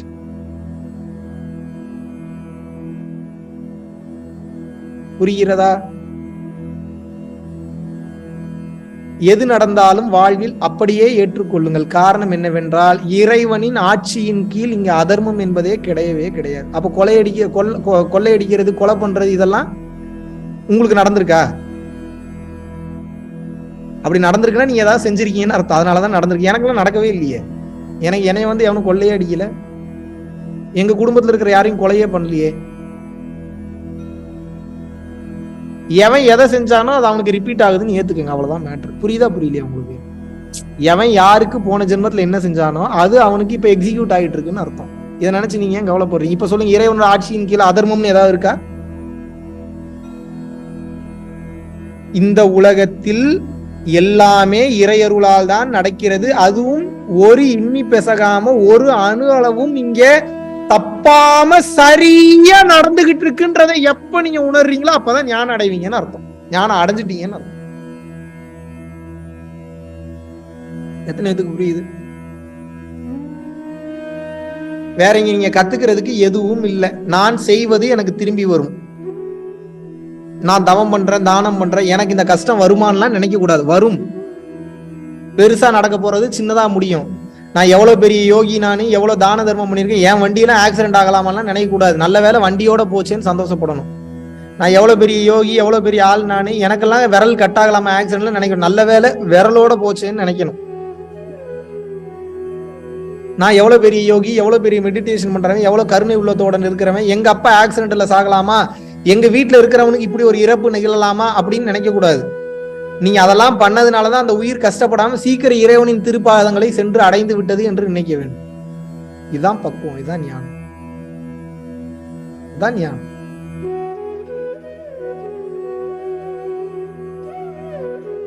ஒரு கையை வெட்டிட்டாங்க அப்படின்னா இன்னொரு கையாவது இருக்கே, அதான்டா இறைவனின் பெரும் கருணைன்ற பக்குவத்துக்கு வரணும்.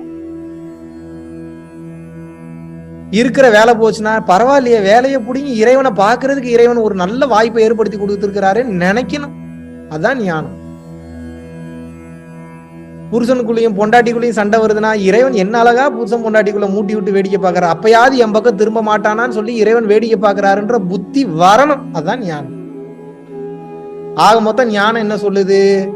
எப்பேற்பட்ட இக்கட்டான சூழ்நிலைகளிலும், எப்பேற்பட்ட இக்கட்டான வார்த்தையை கவனிக்கணும், எப்பேற்பட்ட இக்கட்டான சூழ்நிலைகளிலும் அதில் உள்ள பாசிட்டிவிட்டியை கண்டுபிடிக்கிறதுக்கு உண்டான பக்குவம் வந்துருச்சுன்னா அவளுக்கு பேர் தான் ஞானம். புரியுதா புரியலையா?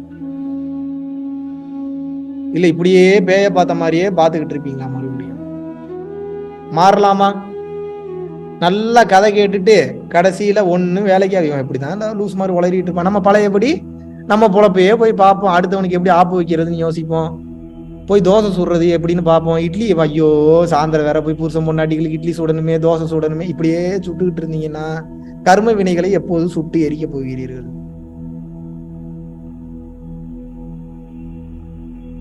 புரிகிறதா? என்னடா அடிக்கடி புரியுதா தெரியுதான்னு கேட்கிறானே நினைக்காதீங்க. அம்மா சத்தியமா இவ்வளவுதான் உண்மை. இதை தாண்டி எதுவும் கிடையாது கிடையாது கிடையாது. அன்பை கற்றுக்கொள்ளுங்கள். அன்பை கற்றுக்கொள்பவன் தான் இறைவனாக மாற முடியும். அன்பு இல்லாத சித்திகள் என்பது, அன்பு அதாவது அன்புனால் கருணையினாலும் ஒண்ணுதான்.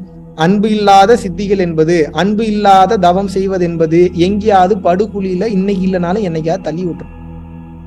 சில பல பேர் சில பல பவர்ஸை வச்சிருப்பாங்க, சில பல பேர் சில பல ஆற்றல்களை வச்சிருப்பாங்க. இருந்தாலும் கூட அன்பு இல்லாத பவர், அன்பு இல்லாத சித்துக்கள் என்பது படுகுழியில் தள்ளிவிடும், அவர்களை பாதுகாக்காது. உங்களுக்கு சித்துக்கள் சித்திகளே இல்லை என்றாலும் பரவாயில்லை, கருணை என்ற ஒன்று மட்டும் இருந்து விட்டது என்றால் ஏறாத மலையையும் அது ஏற்றிவிடும். ஏறவே முடியாத மலையும் ஏத்திரும். தண்ணிலேயே மூழ்கினாலும் வெளியில வந்து கடல் மாதாவே வந்து காப்பாத்தினாலும் காப்பாத்துவா. எரிமலைக்கு உள்ள போனீங்கனாலும் குழு குழு குழு குழுன்னு இருக்கும் உங்களுக்கு. அம்மா சத்தியமா உண்மை, நம்புங்க. தம்பி எந்த எரிமலைக்குள்ள உள்ள போயிட்டு வெளியே வந்தாருன்னு யோசிக்காதீங்க. டெய்லி எரிமலை மாதிரி தான் இருக்கு இந்த வாழ்க்கை. ரெண்டும் ஒண்ணுதானே. எப்பேற்பட்ட கஷ்டத்திலும் குளிர்காய முடியும், எப்பேற்பட்ட கஷ்டத்திலும் நிம்மதியை காண முடியும், எப்பேற்பட்ட துன்பத்திலும் இறைவன் இருக்கிறார் என்ற நம்பிக்கை வரும். இந்த மொத்த வாழ்க்கையும் வீடியோ கேம். இந்த மொத்த வாழ்க்கையும் என்ன? இந்த வீடியோ கேமை ஜெயிக்கிறதுக்கு உண்டான ஒரே வழி என்னன்னா சீட் கோடு போடணும். சீட் கோடுனா என்ன? பொய்யான கோடை இடையில ஆட் பண்ணணும். பொய்யான கோடுன்றது என்ன? உண்மையான கோடு தான் அது. ஆனா அந்த இடத்துல சீட் கோடா வேலை செய்ய என்ன? ஒவ்வொரு கஷ்டம் வரும்போதும் இறைவனை முன்னாடி கொண்டு வந்து நிறுத்தி விட்டுட்டு நீங்க வேடிக்கை பார்க்கணும். இறைவன் பார்த்துப்பாரு, இறைவன் பார்த்துப்பாரு, இறைவன் பார்த்துப்பாருன்னு சொல்லி வேடிக்கை. அதுக்காக வேலை வெட்டியே செய்யாம இறைவன் பார்த்துப்பாருன்றதுக்காக கிடையாது. உங்களது வேலைகளையும் நீங்கள் செய்ய வேண்டும், இறை மீதும் நீங்கள் நம்பிக்கை வைக்க வேண்டும். சரணாகதி என்பது அகத்திற்கு தான், புறத்திற்கு சரணாகதி கிடையாது. தம்பியே சரணாகதின்னு டாப்ல. சரி ரைட்டு, கேஸ் லீக் ஆகிட்டு இருக்கு, இறைவா உன்னிடம் வருவதற்கு நான் தயாராகிவிட்டேன், சரண்டர் ஆயிருவீங்களா? நீங்க கேஸ் அடைக்கிறதுக்கு உண்டான வேலையை பார்க்கணும், ஆஃப் பண்றதுக்கு உண்டான வேலையை பார்க்கணும். இதெல்லாம் பண்ணிட்டும் மறுபடியும் கேஸ் லீக் ஆகுதுன்னா ஓகே, நமக்கு சங்கு கன்ஃபார்ம் சொல்லிட்டு அப்ப சரண்டர் ஆயிருங்க, தப்பு கிடையாது. எல்லாம் பண்ணி எந்த ஆப்ஷன் இல்லைனாதான் சரண்டர். இறைவன்ட்ட சரணாகதி அடைய போறேன் அப்படின்றக்க நாளைக்கே தற்கொலை பண்ணிட்டு சாக முடியுமா? நம்மளால வாழணும்ல. மனசுல எந்த எண்ணம் வந்தாலும் ஒண்ணு அதுக்கு பதில் கொடுத்து ஆஃப் பண்ண தெரியணும். இறைவன் இருக்காரு பார்த்து பாருன்றது முட்டாள்தனமாக இருந்தாலும் நீங்க ட்ரை பண்ணி பாருங்க. ஏதோ ஒரு ரூபத்துல இறைவன் வந்து காட்சி கொடுப்பாரு உங்களுக்கு, ஏதோ ஒரு ரூபத்துல வந்து ஹெல்ப் பண்ணுவார். நடக்கலன்னா ரெண்டு பக்க காதையும் அறுத்துக்கிறேன், ஒரு பக்கம் இல்ல ரெண்டு பக்கத்தையும் அறுத்துக்கிறேன் நான். எவனா இந்த ஓபன் ஸ்டேட்மெண்ட் கொடுப்பானா? இறைவன் நிச்சயமாக உங்களை வந்து பாதுகாப்பார், நம்புங்கள். உங்களை வழி மாற்றி மடை மாற்றி எனக்கு ஒரு பலனும் கிடையாது. நம்புங்க, நம்பி தொலைங்க, தயவு செஞ்சு புண்ணியமா போகுது. சரண்டர் ஆயிருங்க. மகாவிஷ்ணு கிட்ட சரண்டர் ஆகுன்னு சொல்றேன்னா, இவர்கிட்ட சரண்டர் ஆகுன்னு சொல்றேன்னா, நான் என்ன சொல்றேன்? உங்களுக்கு யாரை பிடிக்குதோ அவங்க கிட்ட சரண்டர் ஆயிருங்க. லிவிங் பீப்புள் இல்ல, நீக்கமர நிறைந்திருக்கும் அந்த பேராற்றலான அந்த இறைவனிடம் நீங்கள் சரணாகதி ஆகிவிட வேண்டும். ஆயிரலாமா? ஒண்ணு, உங்களுக்கு நடக்கக்கூடிய மன வலிகள் வேதனைகள் அனைத்திற்கும் காரணம் என்னன்னா அதையே நினைச்சுக்கிட்டு இருக்கீங்க. ஐயோ வலி இல்லையே, எனக்கு ஒரு ஆப்ஷனே இல்லைன்றதுனாலதான் வலி வேதனையும் வருது. எல்லாத்துக்கும் அவன் ஒருத்தன் தான் ஆப்ஷன், எப்படி வலி வேதனையும் வரும்? கேன்சர் நோய் குணமா இருந்தவன் இறைவன் என்ன காப்பாத்துவார் நினைச்சு போய் ஹாஸ்பிட்டல்ல போய் டெஸ்ட் பண்ணி பார்த்திருக்கேன். கேன்சரோடைய சுத்தமான செல்களே இல்லாமல் போய்விட்டது. தெரியுமா உங்களுக்கு? வேற யாருக்கு இல்ல, எங்க அம்மாக்கு தான். 9 இன்ச்ல பெரிய கட்டி வயிற்றுல, கேன்சர் கட்டி, எல்லா இடத்துலயும் கன்ஃபார்ம் பண்ணியாச்சு. சென்னையில போய் ஆபரேஷன் பண்ணி வெளியில, நான் எதுவுமே பண்ணல. ஆபரேஷன் பண்ணுங்க, பண்ணாம போங்க, எடுக்காம தம்பிகிட்ட பொறுப்பு படிச்சு நான் பாட்டு கிளாஸ் எடுத்து சுத்திட்டு இருந்தேன். அவர் பார்த்துப்பாரு. எவர் பார்த்துப்பாரு? இருக்க முடியுமா உங்களால? அப்படி டவுட் இருந்தா எங்க அம்மாவை என்னைக்காவது பார்க்கும் போது கேளுங்க. உங்க பையன் இப்படி சொன்னானே உண்மையாங்க இதுன்னு கேளுங்க, அவங்களே விளக்க முடியும். இது கேன்சர் கட்டியே இல்ல. எப்படி 9 இன்ச்சுக்கு இருக்கிற கட்டி சாதாரண கட்டியா? 13 இன்ச்சு, 9ல இருந்து 13 இன்ச்சு. எப்படி கேன்சரோட இது வரைக்கும் மிரண்டு போனாங்க. ஆபரேஷன் பண்ண எல்லாரும் மிரண்டு போனாங்க. பார்த்து என்ன சொல்றாங்கன்னா, ஏப்பா எத்தனையோ கேசஸ் அட்டன் பண்ணிருக்க. அவர் கிட்டத்தட்ட குறைஞ்ச ஒரு 500-1000 ஆபரேஷன் மேல பண்ணிருப்பார் கேன்சர். அவரே மிரண்டு போயிட்டார். எப்படி இது மாறுச்சு? கேன்சருக்கு பயாப்சி ரிப்போர்ட்ல ஒரு செல் கூட கேன்சர் செல் கிடையாது. என்ன சொல்லுவீங்க?